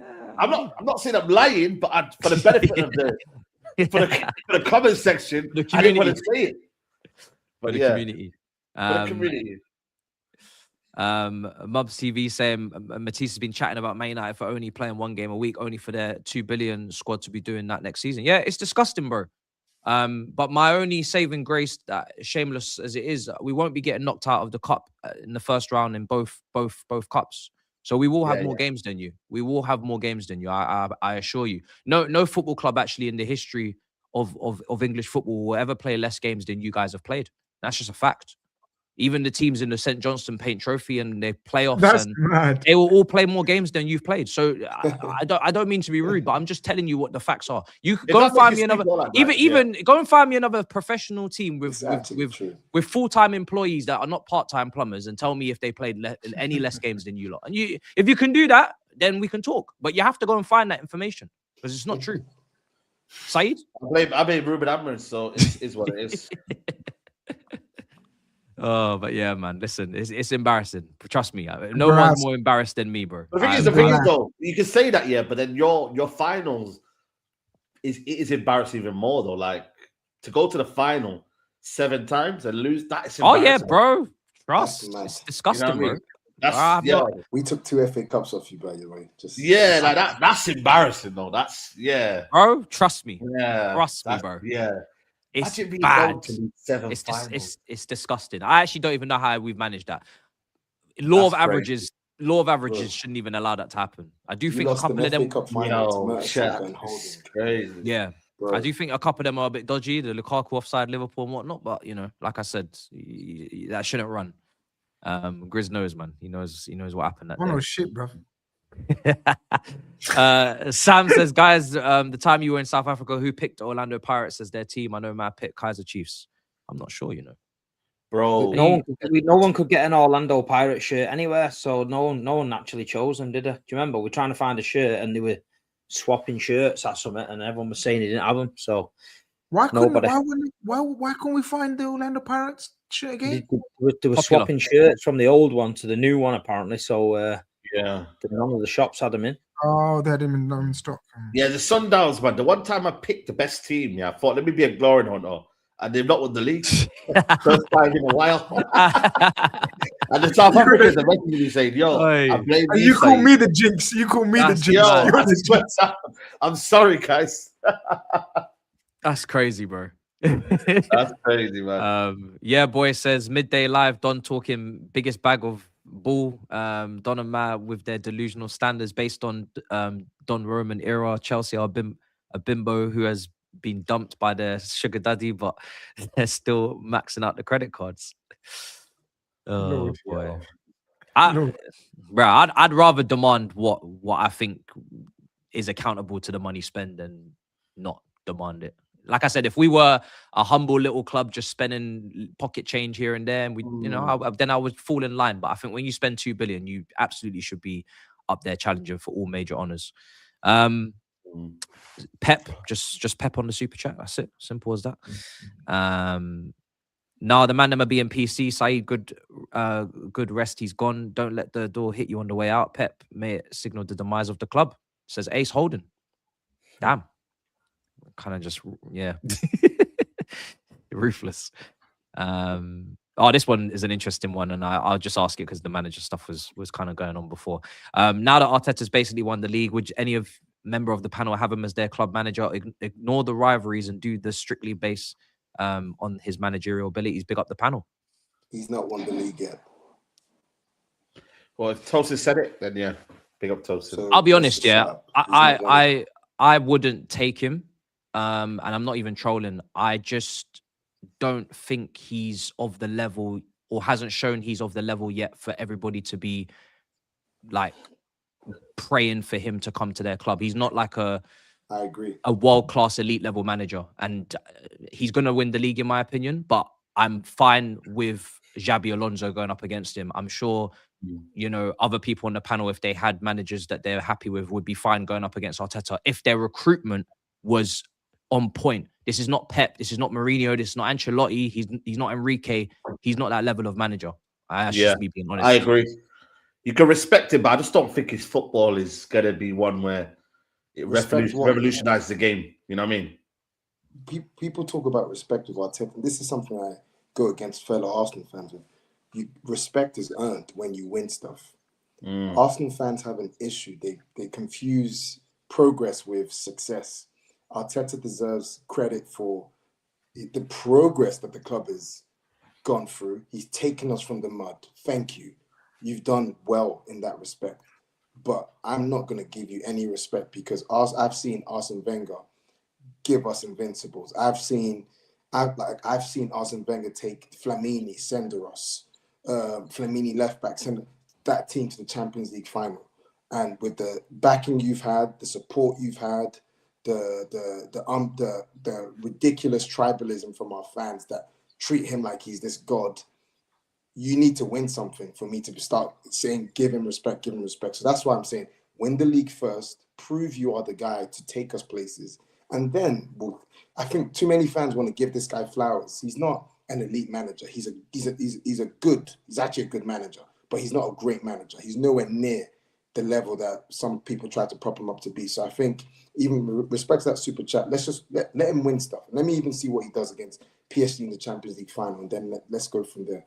Yeah, that was very refreshing. That very refreshing. I was like drinking a fucking glass of water in the middle of the Sahara Desert. That's how that just felt. You know what I mean? Just listening to that. So fair play to him. At least one Arsenal fan that's not fucking lunatic. You know what I mean? Fair play, man, for saying that. The chat's going to kill you now, but fair play. I don't mind, man. People criticize me. I've been saying this for the past 2 seasons. I'm still 50-50 on him. I said, this is the season. He needs to win something. And win something for me to believe that you're the guy. That's always been my view, and I'm not going to change. That's all I've ever said, Tosin. Win something, come back, show it, mate, and I'll go fair play. But I don't get the same level of love that you get for that, mate. Literally been saying the same thing, but no way. Just Waffling says, as a United fan, he made us suffer in our own in our own ends. Respect to the actual Mancunians that had to live through it in the flesh. But Prem is better with big characters in it. I'll miss Pep. What now? Arteta ball, yuck. There's a lot of super chats on the manager stuff, guys, but we're also an hour, 10 minutes in, so I might have to come back to them towards the end so we can actually still have a decent flow. But yeah, let's see what else. So Fergie won a European Cup with Aberdeen, also won the league with them. Last manager to win the league in Scotland. Yeah, the Hearts thing, just quickly on the Hearts thing over the weekend, bro. I was gutted about that as well, man. Oh, Fucking hell, bro. Jesus. It's that penalty, isn't it? Penalty, the handball. They were grafting all season just to get that one league, stop the dominance of Celtic and Rangers, and just fell at the final hurdle. And I actually like Celtic, but I was just like, this is boring, man. Yeah. I knew they weren't going to win it, though. Yeah. I knew they weren't going to. It's like when Real Madrid celebrate their 3rd European Cup in a row, bro. It's just like, give it over, man. It's kind of like, as soon as I saw that their last game was against Celtic, you need to go there with something. You have to go there and it's wrapped up. Because if you're going there and it's at 1 point, sorry, it's game over. Yeah. Brian says, did Fergie have a huge cheating scandal hanging over his head? Liban says, actually, no, that's on Arsenal. We're going to get to Arsenal just after this. Fergie won a European Cup with Aberdeen. Pep is a checkbook manager. He's always had to coach the creme de la creme of the crop. Let's see. Any more? Yes, more Arsenal stuff there. Joe says, is Steve really trying to say that Pep had a big mountain to climb in 2009 with that squad? Everyone gives Pep credit for his football, but it's Cruyff's. That's mad. Big up Pep, but why is everyone so sad? Tobes by Niger Boy Aquaba. Man, my fave. Can't wait to win like proper Chelsea. Little fish and little pup footballs and humbler dance on table now. Big up. This is all over the shop, brother. And then said then said something Ghanaian. At me. Yo, that shit is hilarious, man. I love that stuff, right? Bro, that guy said everything. Yeah, he got money for worth in his He super just chat, said, bro, I'm man. spending £10 and I'm gonna say everything. Man said I'm saying it all today. money. I'm gonna say words. Oh boy. Last show, bro. Oh, bro. Jamal says Pep is the GOAT. In my opinion, his influence is too much. Did I read this one out? Yeah, I did. Sorry, I did read this one out. Sorry, I forgot time to start. United fans can talk about Aberdeen more than Aberdeen fans, but seriously, Pep, Fergie won the Champions League before. English football was king in Europe. Both. Praise both. That's a good That shit is crazy. That's actually funny. Oh goodness. Jason says Pep will take a year out, then join the most dominated team in Serie A. That's what he does. I don't think there's any real dominance going on in Serie A. It seems like it's going back and forth between everyone. So I would like him to. Also, the best managers manage the best teams. Bro. Yeah. Toby, if a small, tiny firm came to you and said, you leave your job of X of 100 whatever a year and come and work for us because John down the road says you couldn't do it working for us, are you leaving where you go to go and work for fucking Dave, or are you staying where you are and saying John's a prick? Because that's what Pep's saying. I'll go where I need to go, because when the best clubs in the world want me is because I've earned that right, innit? Alex Ferguson didn't win the treble with United and then go to Oldham Athletic to prove to the City fans that he could do it with Oldham, because it's not Championship manager and it don't work like that. You know what I mean? But fuck me. People, man. Today's people. Jesus Christ. last one before we move on. I'll circle back after later on, guys. If those divas at Madrid were willing to press, Xabi Alonso would have done well. He had a strong winning percentage I've seen as well. In the months he did have. First Clasico was good performance, but Vinny losing it after being subbed to defend the lead and Perez backing the players. Yeah, I mean, listen, that's why I'm not concerned about that period. I mean, he's probably stocks have gone up. So they're getting in fist fights. Not Mourinho now. Mourinho's back. Yeah, let's a few words on Mourinho. There's a lot of manager stuff going on, guys. What's everybody saying on the Mourinho to Madrid, man? That's massive news. Needed. I want it to work out, man. I want it to work out. When he doesn't manage your club, when this version of Jose Mourinho isn't managing your club, he's a lovely guy, honestly. Lovely guy. Yeah. It's just weather. You know what it is? I just got to get... Yeah. I just think for me... Yeah. The two mics are clashing. You're doing it on purpose, Saeed. Sorry, it's obviously I'm my side too, man. So sorry, man. Sorry, but nah. I think for me, what I'm thinking, I'm just trying to not put into my head like, yo, he's a tactician. Just take it for what it is. He's an entertainer. It's box office. You know what I mean? And that's what you're getting. Like, you're not gonna get the old Mourinho, but it's, you know what I mean? Like, it's just, it'll be mad for him to go to Real Madrid and then fail again.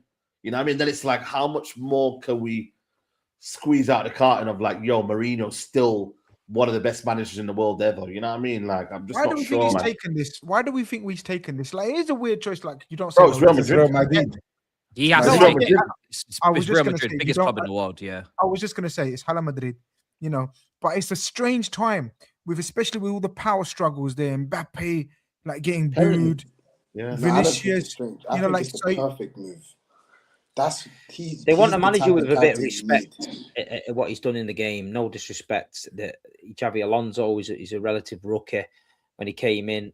People in Real Madrid didn't respect him. You've gone from Ancelotti, you know, who's like the Don, and I think they didn't. Something must be in and around that club where they think, you know what, we need a figure of like dominance here, someone that's got a bit of respect. These younger players cannot. Someone that's going to be ruthless. Mourinho, for everything he's done, is he a bit of a dinosaur now? Has he evolved with the game? I don't know. Do you know what I mean? That's my biggest problem with him. But as a man, as a motivator, as somebody to get players running through brick walls and getting them fired up, I don't think there's a lot better than Mourinho. But when it comes to these young tactical managers coming into the game now, can they outfox him? Maybe they can. So I don't know. It's going to be very interesting. This could be a new lease of life for him. You know what I mean? It's not very often you get the chance to go back to the big stage when you've sort of floated around the mid stage. You know, so fair play to him. They need a bit of a revamp as well. To be honest, they need a tempo setter in the midfield. They probably need a striker. If I'm being honest, they need a right winger. They might need another centre back. The defense is a shambles. The defense is a shambles. Too many ACL and all this shit, bro. There's a lot of surgery to be done, but it's the ego powers struggle that's the main issue here. You know what I mean? The Jude, the Mbappe, the Vinicius, the Valverde. There's big power struggle at Madrid, man. There's a massive split in the camp. And yeah, I get what you lot are saying about Jose thrives in that scenario, but Jose can also add fuel to the fire in that scenario as well, and make it go that's fucking true. Absolute tits up. So it's going to be box office regardless. Do you know what? I hope he has like a post Everton Ancelotti rise where he does actually win majors there. And someone's saying in the chat about Pep potentially going to Barcelona, coaching Yamal. Can you imagine if we got? I mean, Flick's not going anywhere, but can you imagine if we got like a Pep, Jose Mourinho 2.0 over in Spain again? It'd be brilliant, wouldn't it? That would be. Heritage, man. Yeah. So yeah, man. No, listen, I'm like Tobe said, from an outsider looking in, I'm glad that a big name is going to a big club. I think it's fun. Let's see how it goes. Like big personalities, big characters.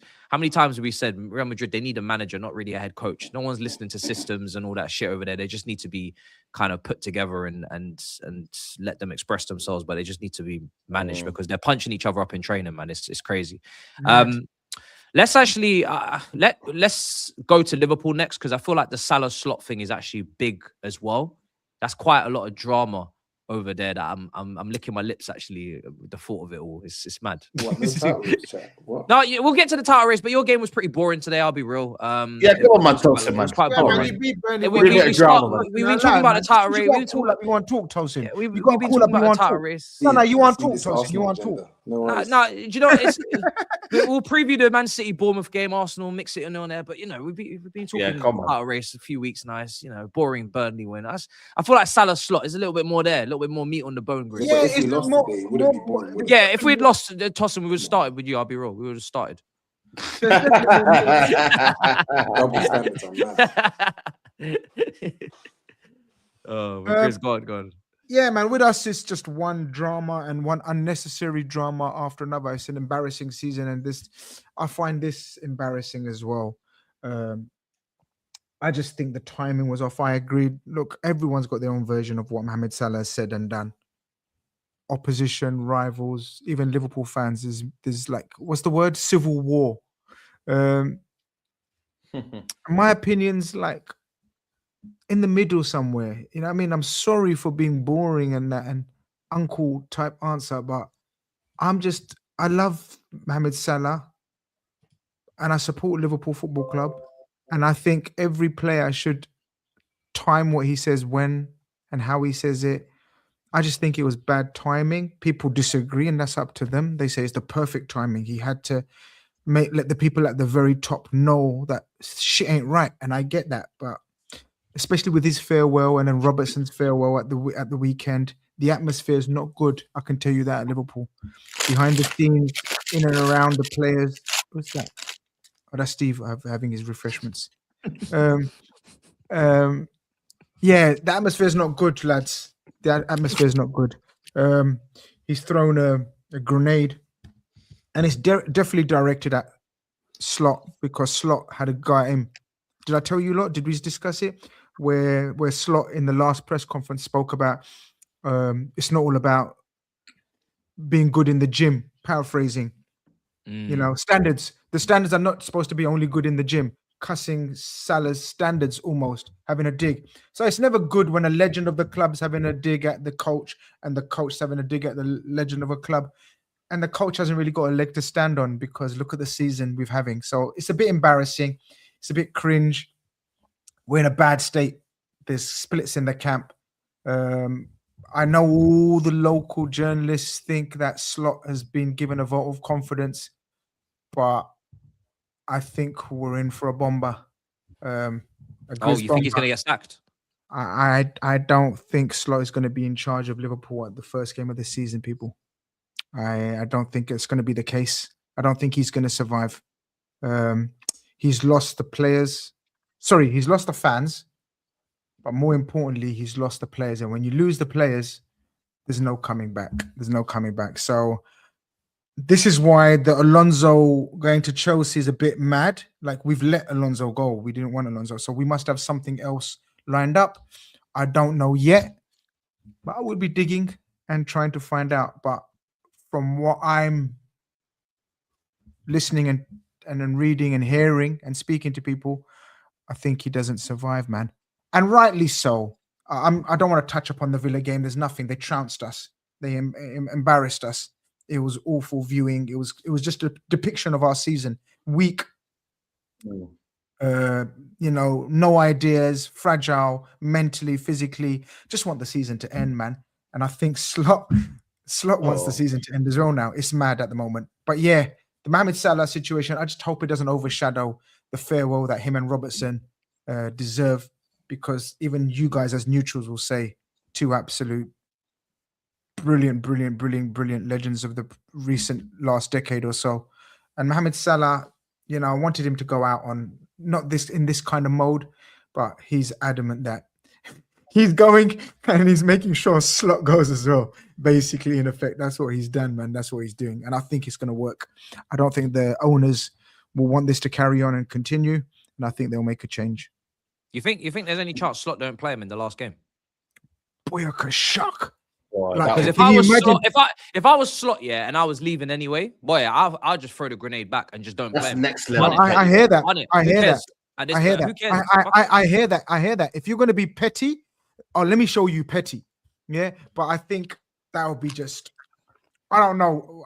Looking from the You outside, don't have to start him though. You just have to start him. He just got to bring him that'd on. be mad, Saeed. No, Saeed, that would be mad. If he No, doesn't I'm saying, start for Salah, him to drop him completely, that would be disrespectful. But it's not as if like he needs to start him. It's about him coming on, getting that round of applause, then playing the game. I think it's about making sure he plays minutes. You feel me?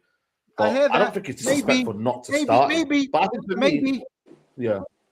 Maybe, but I can't see it, man. I think there will be like they will, like all coaches do the end of season speech in the ground afterwards, whatever. I don't think he'd be allowed to do the speech. I think Slot would have to be like, yeah, man, get out before the final whistle if you've done that. Do you agree with it though, Chris? Do you agree with his statement though? Be honest. Do you agree with his statement? Yeah, everything he said was spot on. Said? Yeah, everything he said. No, every single thing I agree with. I just disagreed with the timing, and obviously Liverpool fans went mad at me for saying, how can you back Slot? I'm not backing Slot at all, you idiots. I'm backing Salah. I'm just saying he could have timed it a bit better, wait for the final game, because ultimately we still need to get to Champions League. We haven't secured Champions League. Anything that distracts the team, I'm anti. Doesn't matter if Salah does it or Curtis Jones does it or Soboslai does it, anything that distracts the team from fully focusing on the game, I'm anti, because I support Liverpool. I don't support Salah. But yeah, he's done what he's done, and the timing is weird. I agree. Yeah, timing's a bit weird, but I knew weird. He's going to do something. He's mad. And when Slot had a dig at him like that, because Slot's a dickhead as well, you shouldn't have said that. Yes, how can you say I that? don't like Slot. I think I think that was the final nail in the coffin. And this week's sour. I know. I've been told that the mood in the training, the mood in the club is all uncertainty, awkwardness. Yeah, it's a bit Real Madrid-esque right now. I'm not gonna lie, but man, end the season, man. You mentioned the Slot comment about the gym or something. What did he say to indirect? He basically, because Salah's always posting pictures of the gym and talking about standards and this and whatever, and he goes, the standards are not only should be high in the gym, And he also said, you know what? And he also said, you know what I mean. I can say a lot of things, but I can't speak right now. So there's a lot. Basically, they hate each other. Salah? Yeah. So basically, they hate each other. You've asked for that. Salah's not in the wrong. Then I'm sorry. Salah's not. How's the manager? How's the manager sneak this in the player? And what? Yeah, exactly. I cannot. People knew Salah ain't gonna take that shit. He's gonna throw a grenade back, and he's thrown the biggest grenade right there, man. Talking about heavy metal football, and I wanna, play the football that I'm used to, and the winning culture's not here at Liverpool anymore. And basically, he done a Cristiano Ronaldo. You know when Ronaldo done that statement at the end, Saeed, like before he left United, very similar. He just went, "This club after me need to be fixed up because you lot are going downhill." But to the heavy metal football point, that's the only point I disagree with. I don't think he's capable of playing that football in his current state.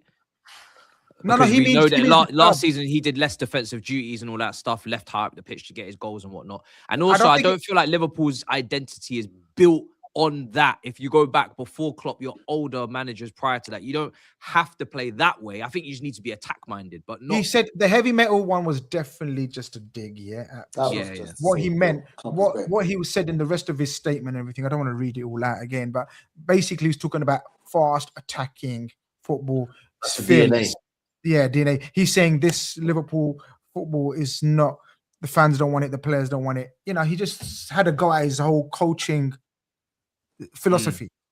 I think for me, Salah's correcting everything he's saying, man. I can't lie to you guys. Most people agree with that. Why? I don't get Wayne Rooney.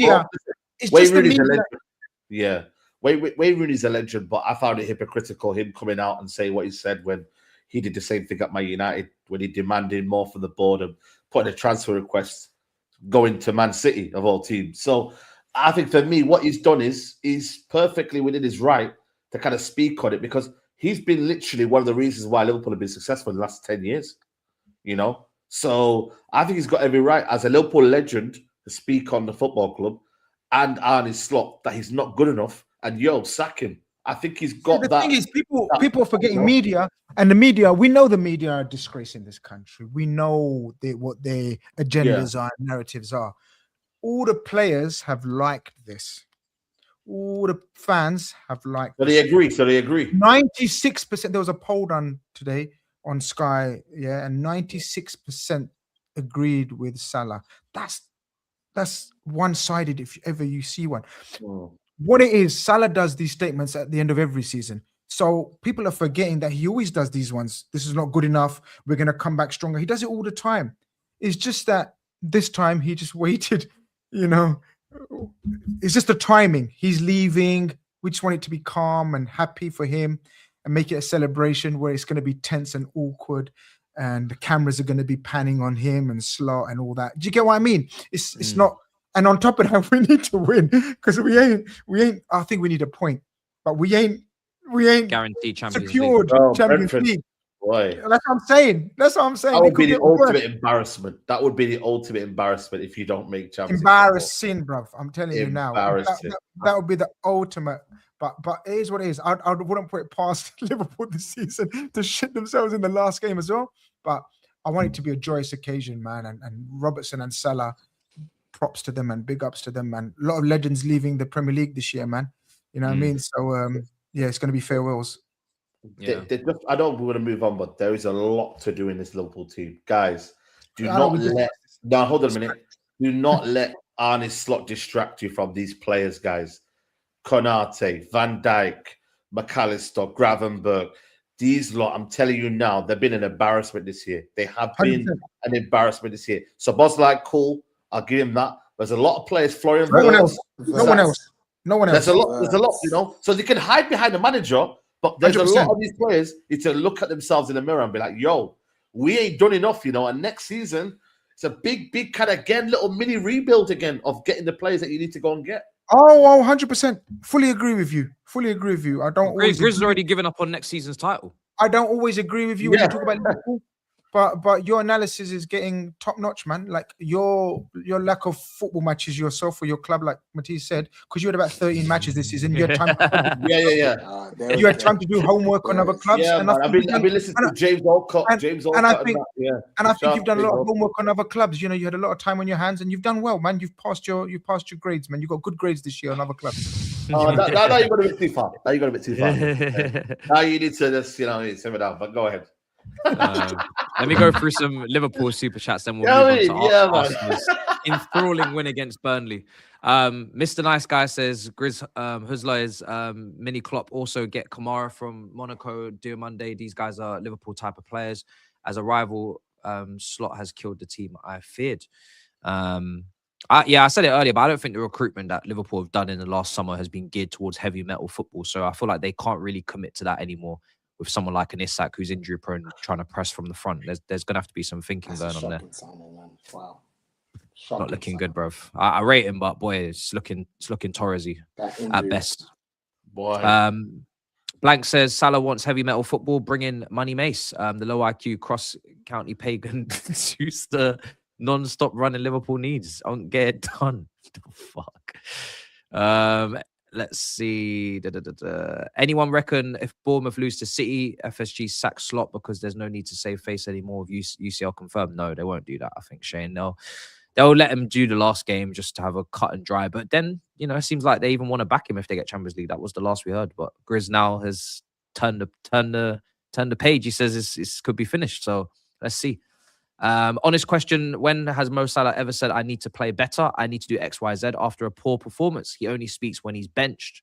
That's rubbish, man. He's talked about it all the time, man. But he just, you obviously just this season he hasn't. The narrative. This season he hasn't. He hasn't what?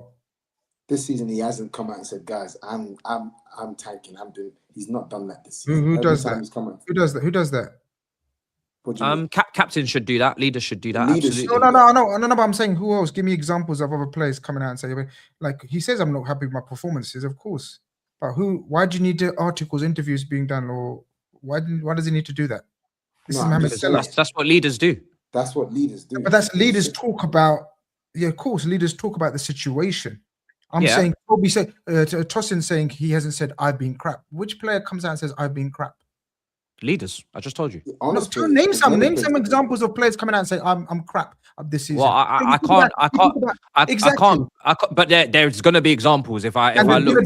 I'm telling you, this example of Salah coming out and saying I'm not to my levels. I'm just saying. Justin's making out he should do an interview every week saying I'm crap this week. I never said it. Every match report. No, but if you're going to do an interview, then I just said if you're going to do an interview, start with yourself first. You're talking about Mohamed Salah here, bro. If you're talking about 6 months out of a 10-year period, if you're talking about 6 months of an old man looking like an old man, playing like an old man, and needs to apologize for that, bro. It's not apologize. It's just say, bro, come on. You know what you're being said. Of course, cool. I know what he's saying, but you can defend your brother. I'm going to defend my brother, Mohamed Salah. What you're saying is illogical. What you're saying is listen, you're he being played biased. like an old man. He's played like an old man this year. He's played poorly. But if you want him to come out after 6 months of a 10-year of dominating this league on a personal level and say, yeah, I've been crap, I'm the problem. No. If you're not saying that, I said, let me land. Loves doing if you're not saying that, it's very cheeky from Grizz. He knows exactly what he's doing. I'm finished. I said, if you're not saying that, shut up, Saeed. I said, if you're not saying that, there's no convo. Thoughts on Simeone staying another season at Atletico? Felt like he could have made the move to potentially Liverpool. Suits what the club needs right now. Bro, boring. Let go of Simeone, man. Let it go, guys. I would have liked if he had left Atletico because obviously we had the big debate. Saeed, like we just right, it's boring now, man. Come on, man. Let's see something different. But hey, ho, it's not going to happen. Last couple on Liverpool before we move on to Arsenal. Let me see. I'm sure there was one more on Liverpool up here somewhere. Maybe I'll have to get it back. Oh, panel. Now that I know what Grizz meant by the beast. That is the Hungarian Steven Gerrard. The commitment is to the slip.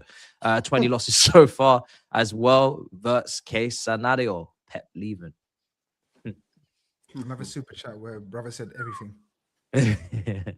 All right, let's move on to Arsenal's enthralling performance against Burnley because I know the chat are desperate. No, it's just I just feel like we've spoken about Arsenal from the top of the show every single show all season. I wanted to try and give other clubs some priority, and the chat are telling me boring. So it's don't do that because I've been watching you guys. Don't you dare do that because you have zero energy when it comes to your team. Every time I've watched the Big Six the past month. You are full of vim, full of fire, full of passion and energy when it comes to Arsenal. And now, since the Man City loss, we've won 5 out of 6 and only conceded 1 goal when you expected us to choke. And because we're actually doing what title-winning teams should be doing at this point of the season, now you're not saying anything. And now it's just boring. If we had dropped points to Burnley, you would have been talking about us first. I would have solo screened you. What are you talking about? So please change your energy. Change your energy because we're doing what we're meant to do. We're not enthralling, no, but we're winning.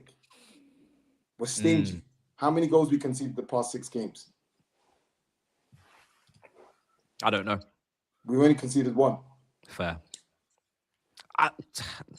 Look, it's not going to plan. Let's be honest. But I've accepted that this is reality now. I expect you to win it, bro. Ever since Mark Gurhey made that pass, I do expect you to get it done. And I did watch you guys today, and it was another job done. I don't think it was maybe as many. It was great. Yeah, it wasn't great viewing. I think especially second half. First half, you guys were better in my opinion, but Burnley had nothing for you there going forward. So I think once you had that first goal and it went in, I think everybody knew you were going to win. Actually. It was just a case of if you were going to go for goal difference, but you don't really necessarily need it. Who knows? So they did well in the first half. I thought they played good football. Second half, it was second half we went off the boil. It was disgusting. It was disgusting. But do you know who I'm really disgusted by? I want to scold every single Manchester United fan who ever uttered any crumb of credit towards that Hannibal Medri or whatever his name is. He is appalling. He is absolutely appalling. I'm sorry. He is so bad. He's so bad. Like I watched that Burnley team. They're a championship team, but they got a couple of players like Fleming. He's scored a couple of goals here and there. Jaden Anthony, I reckon he could probably get a Prem move to like a lower Prem team.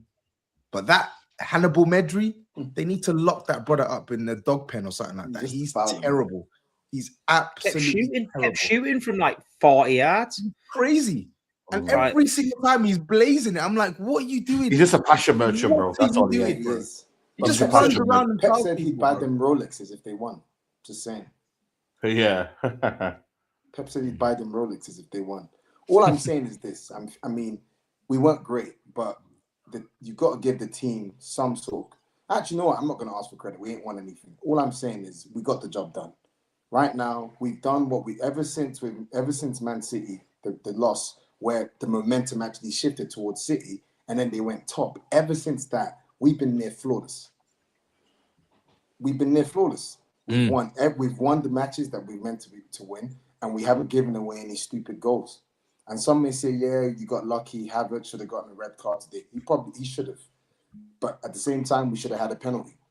So I think it evens out. At the end of the day, we've done what we needed to do, and we've put the pressure back on City now. And now it's a massive game for them tomorrow away to Bournemouth. Because if they don't win it, if they draw, you're champions. We've won the league. It's over. Yeah, it's mad. Yeah. And so, do you know, you're going to want us to win tomorrow. You're going to want us to win tomorrow because you're not going to. I've had that scenario before when United lost to West Brom in the middle of the week or something, and it was like we're champions, and it's just Wigan, yeah. It's just Steve. I don't think Arsenal in that position. I think Arsenal. They want to go to Sellers Park at weekend and win the league. I don't think they do, bro. I think they'll take it forward, bro. They don't want to play that game. They want it as soon as possible, brother. They don't want that. Trust me. They're not that level, bro. Bro, Steve, the games are tight.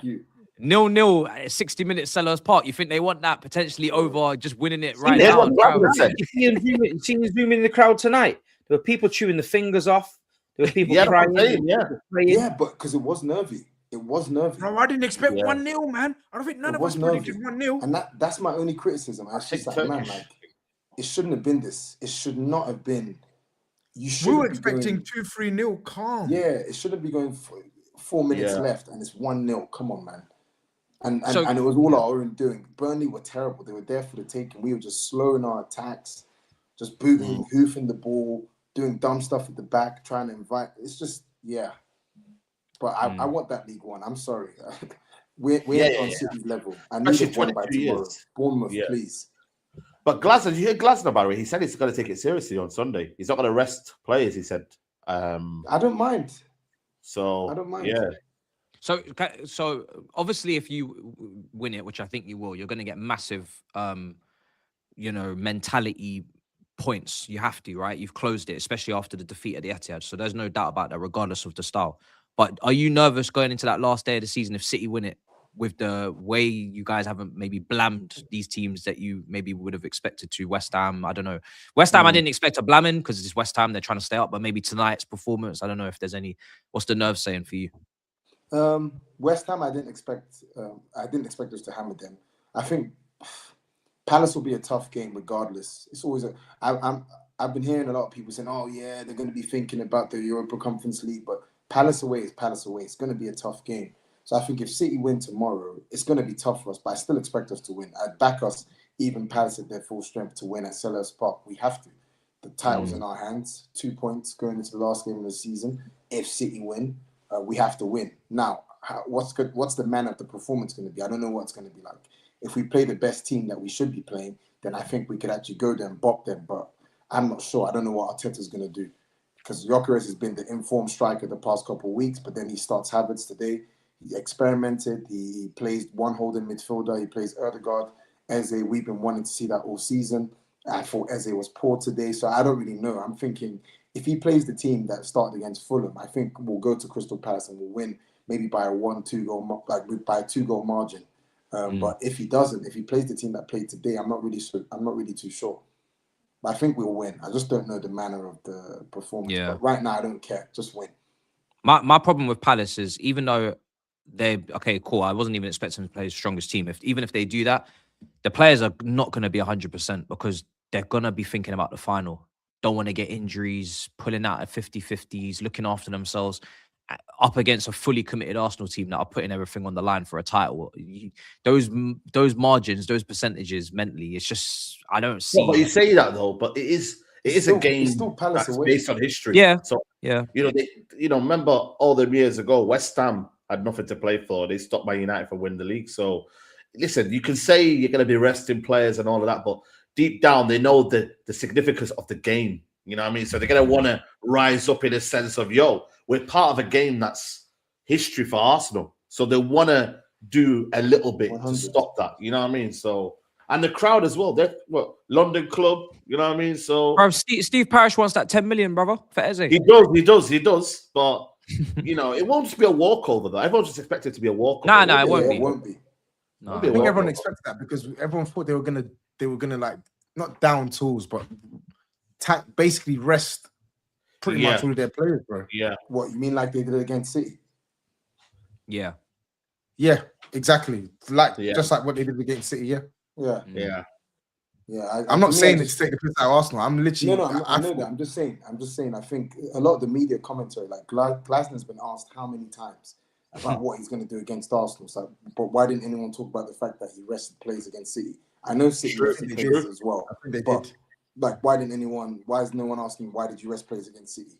Questioning the integrity of the league, blah blah blah. So I'm not saying you said. I'm just saying like he rested players. Yeah. So it's just all this chit chat. It's just because it's Arsenal. I thought he was going to rest against both just to balance it out, but yeah.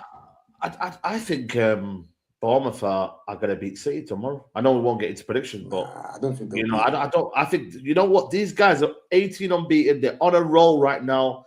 They got Europe right there. I don't know why we're looking at Palace. I think the job gets done tomorrow night, guys. I'm being honest with you. So hopefully it does. that's my kind of take. Yeah, I'm not sure City win at Bournemouth either. Yeah, exactly. That's what I'm saying. So I don't know why we're even looking at that game. Well, Steve, do you think the Pep news helps City tomorrow against Bournemouth? May as well start previewing that a bit now. Same old, innit? Just win.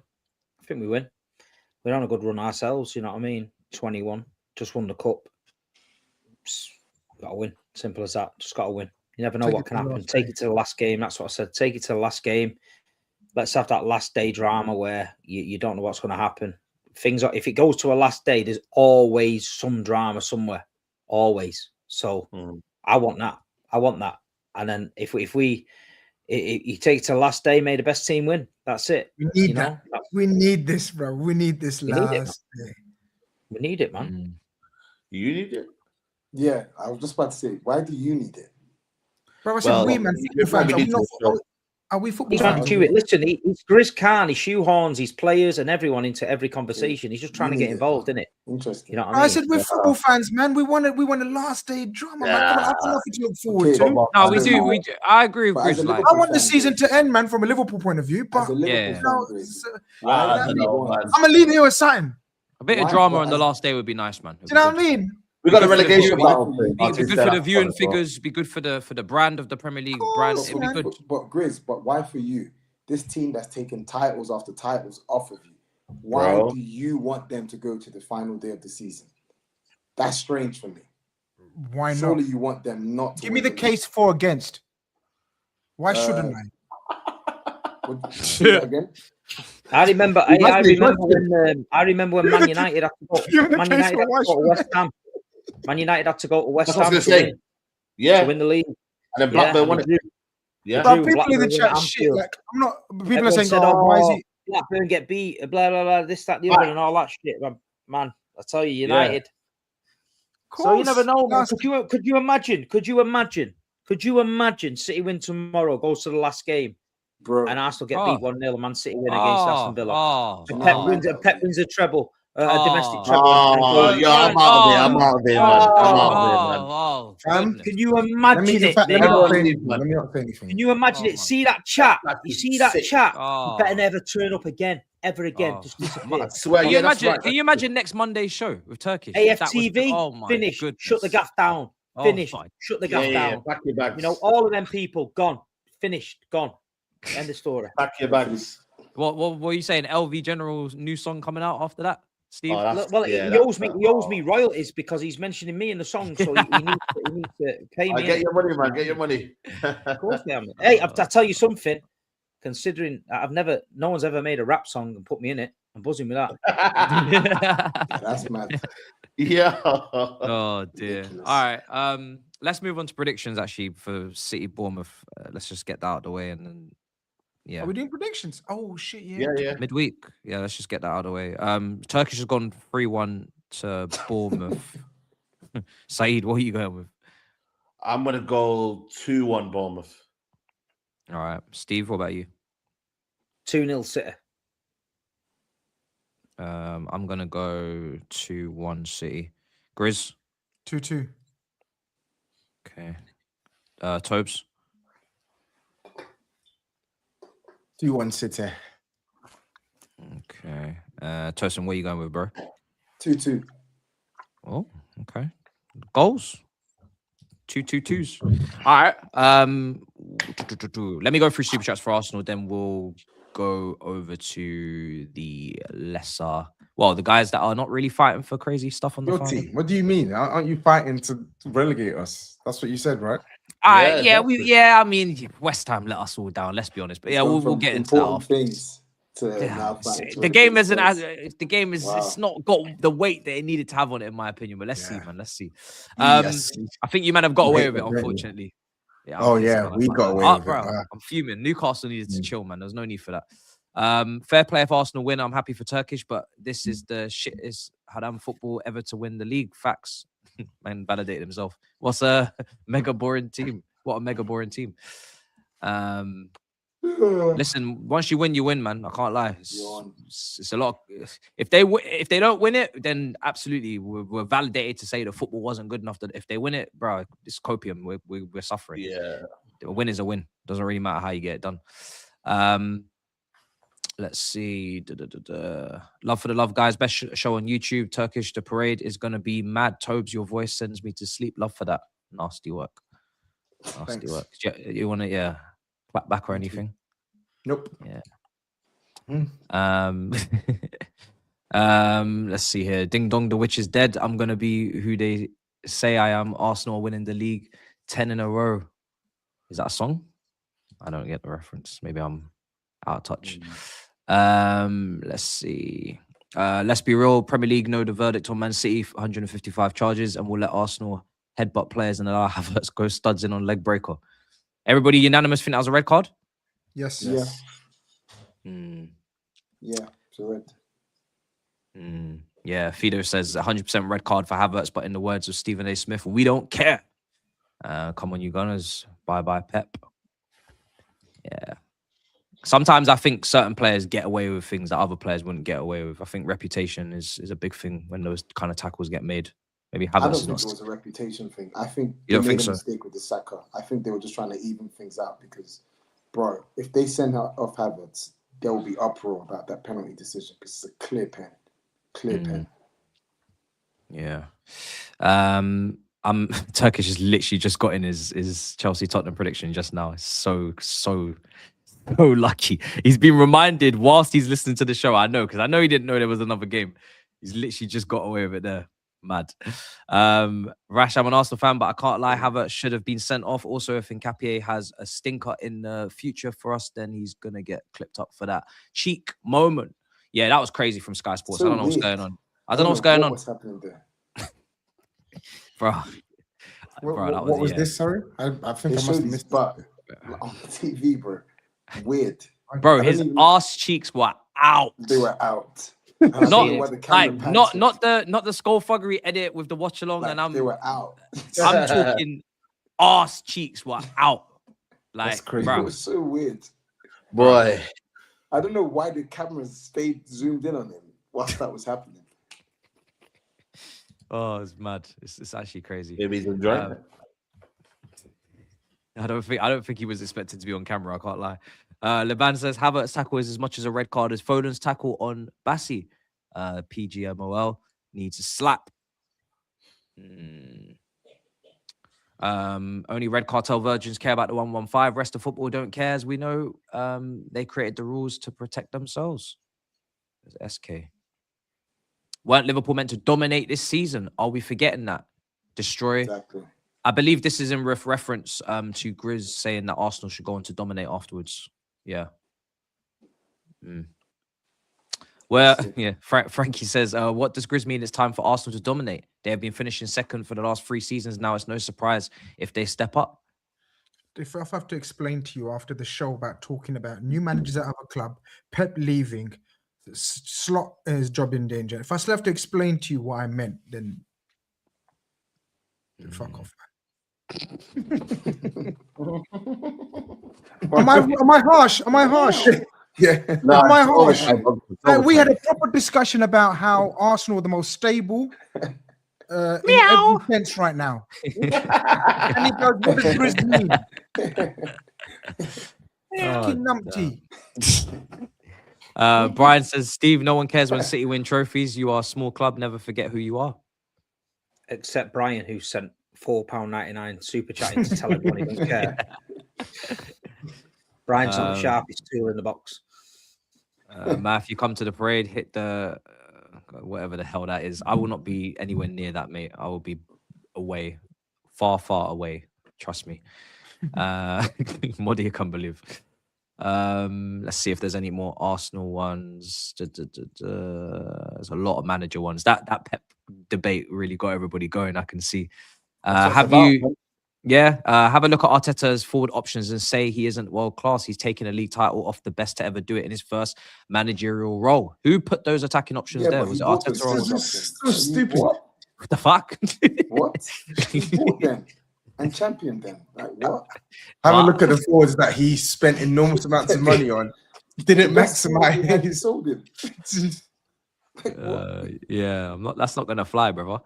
EPL champion says 19 plus clean sheets and potential EPL and Champions League trophies. For me, Raya should be player of the year. We won more games, 42, than United, 40 played all season. I think Raya really should get a bigger shout than he does. You know, I know people talk about Rice, but Raya's been. They want Rice though. They want Rice over Raya though.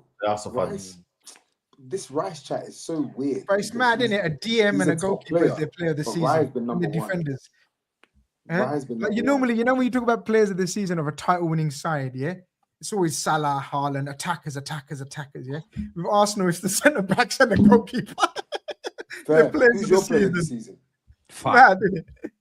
It's either Saliba or Raya. What the fuck? But can I check, GRIZZ? Who's your player of the season? We ain't got no one, man. I'm saying we're dead, but you're champions, cool. Premier League champions, and we're having discussions about Rice, Gabriel, or Raya.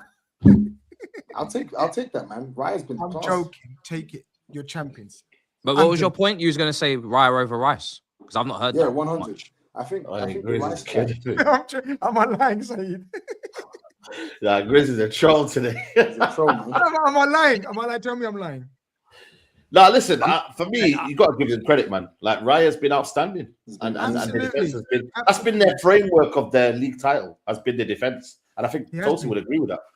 That's been their, solid foundation. Toss is being nice to you because I very rarely defend Arsenal. But if I was an Arsenal fan, GRIZZ, I would be dragging you right now. You signed Wirtz, Isak, all these players for high prices. They've all flopped this season, and you have the audacity to giggle at the player of the year contenders because they're in the back line. I would be taking you by your hat, and I would be dragging you. Hold on. The ghoul. Right now, you know how much players that you have that should be going up for player of the year. I would as well if I'm an Arsenal fan, but you're not, so shut up. Team of the season. You're Chelsea. Where are you going? Not. You're Chelsea. Slow down there, buddy. Do your job. No, but I'm not mocking it. I'm not mocking it. You just lost in the cup final. 7 cup finals in a row. You're in the mud. So you shut up. I know I'm in the mud. Tosin, you drag me, Tosin. I shut up, but you're Arsenal fans are allowed to drag me. Why are you twerking again? Just when you got rid of the twerking tag, now you're suddenly twerking. I'm not twerking. No, listen, no one is going to accuse me. No one is going to accuse me for twerking for Arsenal. Why are you talking? You're talking about me. My team's dead. At some point, I have to be objective. And You, both after shut the up. money you spent in the summer We on the both caliber of shut players up. that... No. But I did shut up. I'm speaking to you. No, 'cause you're you didn't talking shut now up. for Arsenal. No, because you didn't It shut makes no up. No, sense. because you didn't shut up. So now after, because Toss is being nice. You're right what you say, but not you. You bought in world-renowned players for over 120 million. Two of them. Neither of them are coming close. No, not last season. We didn't know we signed Garnacho. Okay, neither of them are coming close. Hold on a second. Neither of them are coming close to team of the season. Not even decent seasons from the pair of them. And you're playing at Raya. Yeah, we know. So why are you talking then? Relax. This is a football show. We're allowed to talk. But you need to. You gotta know your role. How many times you say to say to know your role? You gotta know your role. You gotta know your role. I know my role. I know my role. Do you know your role? Man, end the show. Know your role. I'm hosting. No, that's my role. Man's talking about Arsenal, you know. Oh man! And little like me and Tosin knows I'm a troll. Tosin knows I'm having a laugh. That's your problem. He knows I'm embarrassing to talk about Liverpool and Arsenal like in this situation. But you got no rights, man. Get out, man. You needed. I won't even You got no rights. Answer, Grizz. I'll just let the teams win. I'll just let the trophy. 100% lift that trophy and have to shut up, man. Arteta's turned the mighty Arsenal to Stoke City on a Monday night. Set pieces along throws FC. Says Lord Roughness. You're on. Arteta's like Mark from Invincible. He's surviving his battles, but he's really winning. Is he really winning them? Time will tell. It's Jay Mills. Let's see any more Arsenal ones. Yes, Arsenal have lost to all the teams placed second to sixth this season. Lousy record, but if you beat the Dross, you'll win the league. Poor season overall, says Leon. Yeah, but we beat a lot of teams second to sixth the past 3 seasons before that and won nothing. So what? Yeah. You had You're not wrong. You got to just get the points, innit? Blank says, congrats on Arsenal winning the league. Toby, hope Spurs keep holding on and hope Mourinho bums down Madrid in season 2 of The Real Housewives of Madrid. I think Turkish just said something in the chat, actually. I need to scroll up. Turkish is getting mad at me. Oh, shit. Turkish is triggered. Turkish is triggered. Yo, I'm not even reading this. This is crazy. That's one of them ones. That's one of those you don't read out, man. You just let that. Yeah, I just let that live on the screen. That's crazy. Turkish is angry, bro. That got him. I knew that's gonna trigger him in the chat. Jojo says, didn't Van Dijk win Player of the Year one of those seasons? Check your mirrors, old man. That's a good point. Bah. Gotcha. I wasn't in the title-winning season. I'm pretty sure. Hold on. Were Liverpool fans even claiming that he should go for Ballon d'Or? Ballon d'Or for him? No, Ballon d'Or, Van Dijk? No, that season, no. We were known for our front three. We weren't known for our back six. That was diabolical. That one there. Four centre backs. I've got Saliba for Player of the Year. Him not being nominated is ridiculous. He's been our most consistent player, set the standard so high nobody talks about him. I do think that is also a shout for Arsenal. He doesn't get spoken about enough. He's a contender. If Gabriel's there, he's a contender as well. Yeah. If Grizz can't talk about football, he's been better than Rice, to be honest. 100. Sorry? I would put Ryan. I think Raya, Gabriel, and Saliba Gabriel better than Rice 2 this season. Yeah, that's fair. This season. Shane says, if Grizz can't talk about football because of how bad we are, Matisse, you might want to quit YouTube based on Chelsea's spend and play on the pitch. I think you may have missed the point, Shane, but that's fine. Not everybody has to get it. It's not that. It's not that. If Tosin is a real Arsenal fan, he trolls his club more than Toby. Man is anti-Arteta, anti-Rice, Spurs fan in disguise. I'm not anti-Rice. I think Rice is a baller, but Raya and Saliba have been better than him this season. And Rice has set such a high standard for himself that I hold him to those standards. So when people tell me he's playing amazing and I think he's playing good, I'm not going to say he's playing amazing because I'd be lying to perpetuate an agenda. That's nonsense. Rice is a baller. So and I want to hold him to those high standards. Well, should I just cream myself over Rice giving us average performances when I saw him 23-24 balling out, when I saw him clutch play against Madrid over 2 legs last season. Come on, man. Stop that nonsense. People just, and Arteta's not a great coach either. He's a good coach, good manager. You've maximized the set pieces and the physicality of the league, and you're about to win the title. Good on you. It doesn't mean that you're this world-beating guy. Stop it. Damn. Well, listen, I'm gonna leave that there because that's a great way to move on to the next segment. I can't lie. Chelsea Tottenham predictions. We'll get to Tobes. I'll let you. What do you have to say for this game, bro? What's going on for you? JUSTEEEWINN. Just win. Just How many win. times are we gonna get this? Sorry, JUSTD. Just draw, no? DRAW. You know what? We need to win. We need to go into that game with a mindset of winning, because I do not want this game on a knife edge in the final game of the season. I don't want to be at that stadium and I'm literally fearing for my life. That's what I don't want. Yeah. Because I felt that the last time against Leeds, literally that last 10 minutes of injury time, I literally felt like I wanted the ground to swallow me up. Like I was distraught in my post-match reaction. I don't want that feeling. So anything we can get, crumbs, park the bus, smash and grab, blam them, press them, set pieces, just any sort of edge that we can take into this game to get something out of this game.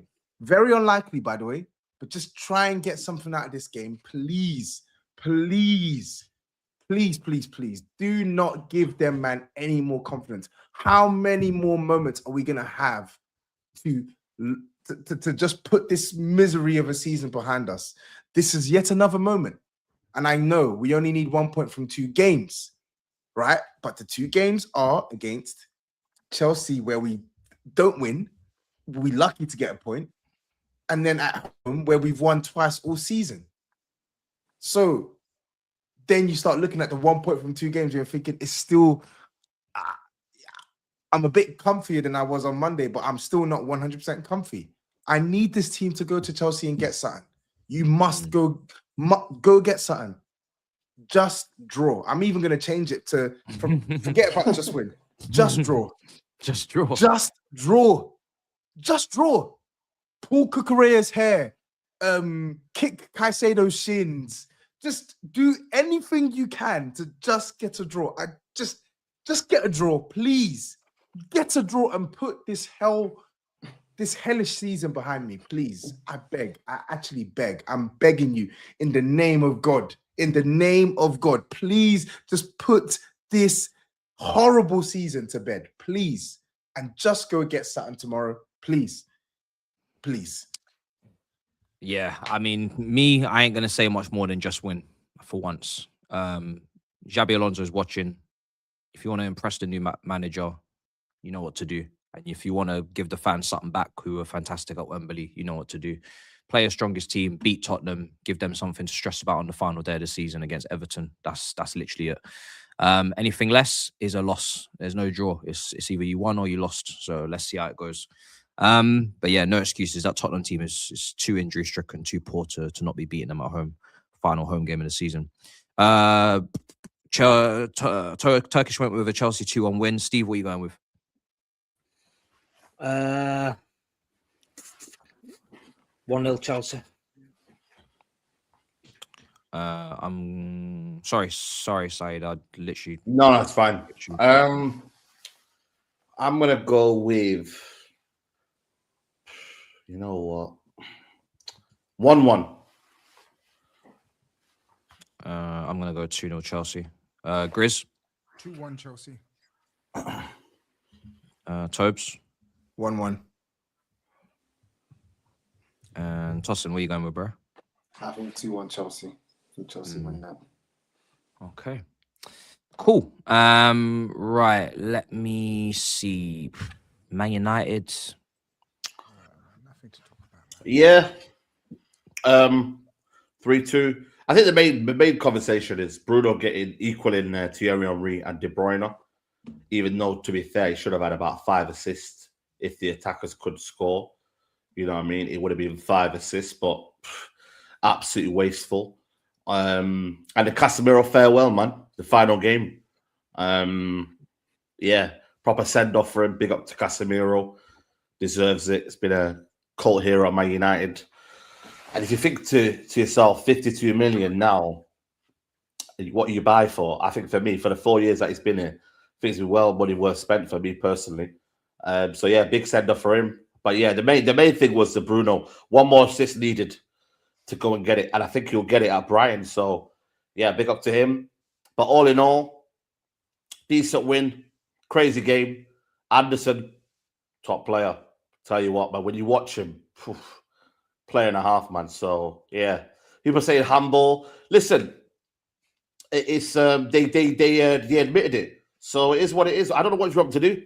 These referees are paid, innit? So I don't know what you want fans to do. Do you want me to admit it's a handball? I don't know what you want me to do, but listen, it is what it is. We've had decisions not go our way. It swings roundabouts, in it. But all in all, another win for Carrick, and we move on.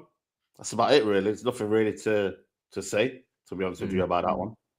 Yeah, apart from also Bruno equaling the assist record as well. Yeah, I thought it was quite touching, actually, the way you guys kind of all huddled around him. Yeah, man.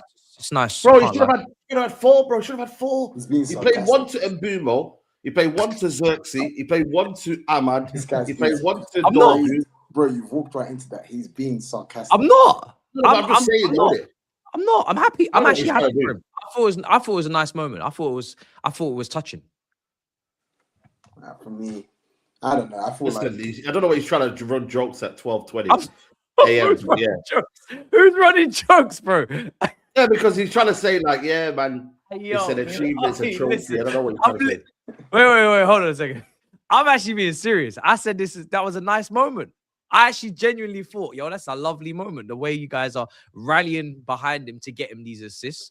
A lot of your players are missing the chances, to be fair. He should have walked away from that game with a hat-trick of assists. Xerxes missed a chance. Dallo missed a chance. I actually genuinely, I thought it was actually a nice moment. And you don't really tend to get too many heartwarming moments with someone like Bruno Fernandes. But that one, it was nice. I can't lie. It was nice. Yeah, it's good. It's good. Damn, no one believes me. Fez. All right. I think everyone's too tired, man. If this was early in the show, maybe. I'm not even trolling. That's the thing. All right, cool. Last few super chats, then we're gonna wrap. Anybody else got anything to say on Man United, Bruno Fernandes, before we move? Penalty. I just have one thing. I'm just saying, if this was Arsenal with Ozil, boy, people would have told us war a trophy, blah blah blah, this that. But the amount of Fernandes prop, the 21 assists. Whoa, he's gonna break the record. Da, da, da, da. I did say this. It's bollocks. It's bro. Bollocks. This just shows you the standards of Man United right now. It really shows you this, because if we did this, oh my gosh. Why is it a standard pick though? Why is it a standard pick though? Because this is Man United. Yeah, but I don't think anyone's like celebrating or making it seem like it's a trophy. Or I think we're just celebrating the fact that, you know, I think it's just the fact that we're happy for Fernandes to match the record of Thierry Henry and De Bruyne. I don't think no one's celebrating like it's a trophy. I sent you the evidence. I sent you the evidence today. You know, Kevin De Bruyne should have got 21 assists. I sent you that evidence. You can't deny that. It was embarrassing that. De Bruyne got a goal, an assist took over him off him against Arsenal. It was a little deflection, but yeah, it was going to him anyway. They did not want Kevin De Bruyne to break that record, but did he cry over it? No. De Bruyne, did he cry over it? No. But Bruno will do it, man. He'll do it. And like I said on the last show, fair play to him. But I mean, come on. Fair play. Yeah. All right. Last few super chats before we wrap up. Content Universe says, I'm a Guardiola, big super chat as well. Appreciate you for the support, brother. Massive one. I'm a Guardiola fan. I've debated the GOAT debate for 5 years. Most arguments for Fergie and against Pep easily debunked. If you guys are going to do a debate about it, is there any way I can DM to speak to you to share some arguments? Big Steve, GRIZZ, Matisse. It'll be interesting because I'm sure at some point, now that he is leaving, I'm sure there will be a Premier League GOAT manager debate. I don't know if we've done one already, though. Guys, if you remember, I can't remember if we've done one. Maybe it's more of a back your chat thing as well, to be fair. If we haven't done it already, more than a round table, because it's really just them two. There's not really any other managers that can chat to them in this Premier League team right now. All right, cool. What was the other one? And he came in again, bro. Big up to you, man. I can destroy most arguments against Pep. People have to lie and twist the truth, and misremember the facts. Most arguments against him are so easily destroyed. All hail the GOAT Guardiola. Okay. These were just from earlier. Steve, Silas Ferguson has more trophies in his career than your club have. Some shame. Don't act like you didn't dance shaking your bum celebrating when he retired. Yeah, silence. He's not even going to say anything back to that. Oh, I can't dear. even remember when he retired. When did he retire? Bro said I've won so much shit since then. I can't remember. Oh dear. Rash says, are we deep in the fact that if Bournemouth wins their last 2 games and Liverpool lose to Brentford, then Liverpool could finish 6th and not get Champions League? Arnie Slot we want you to stay.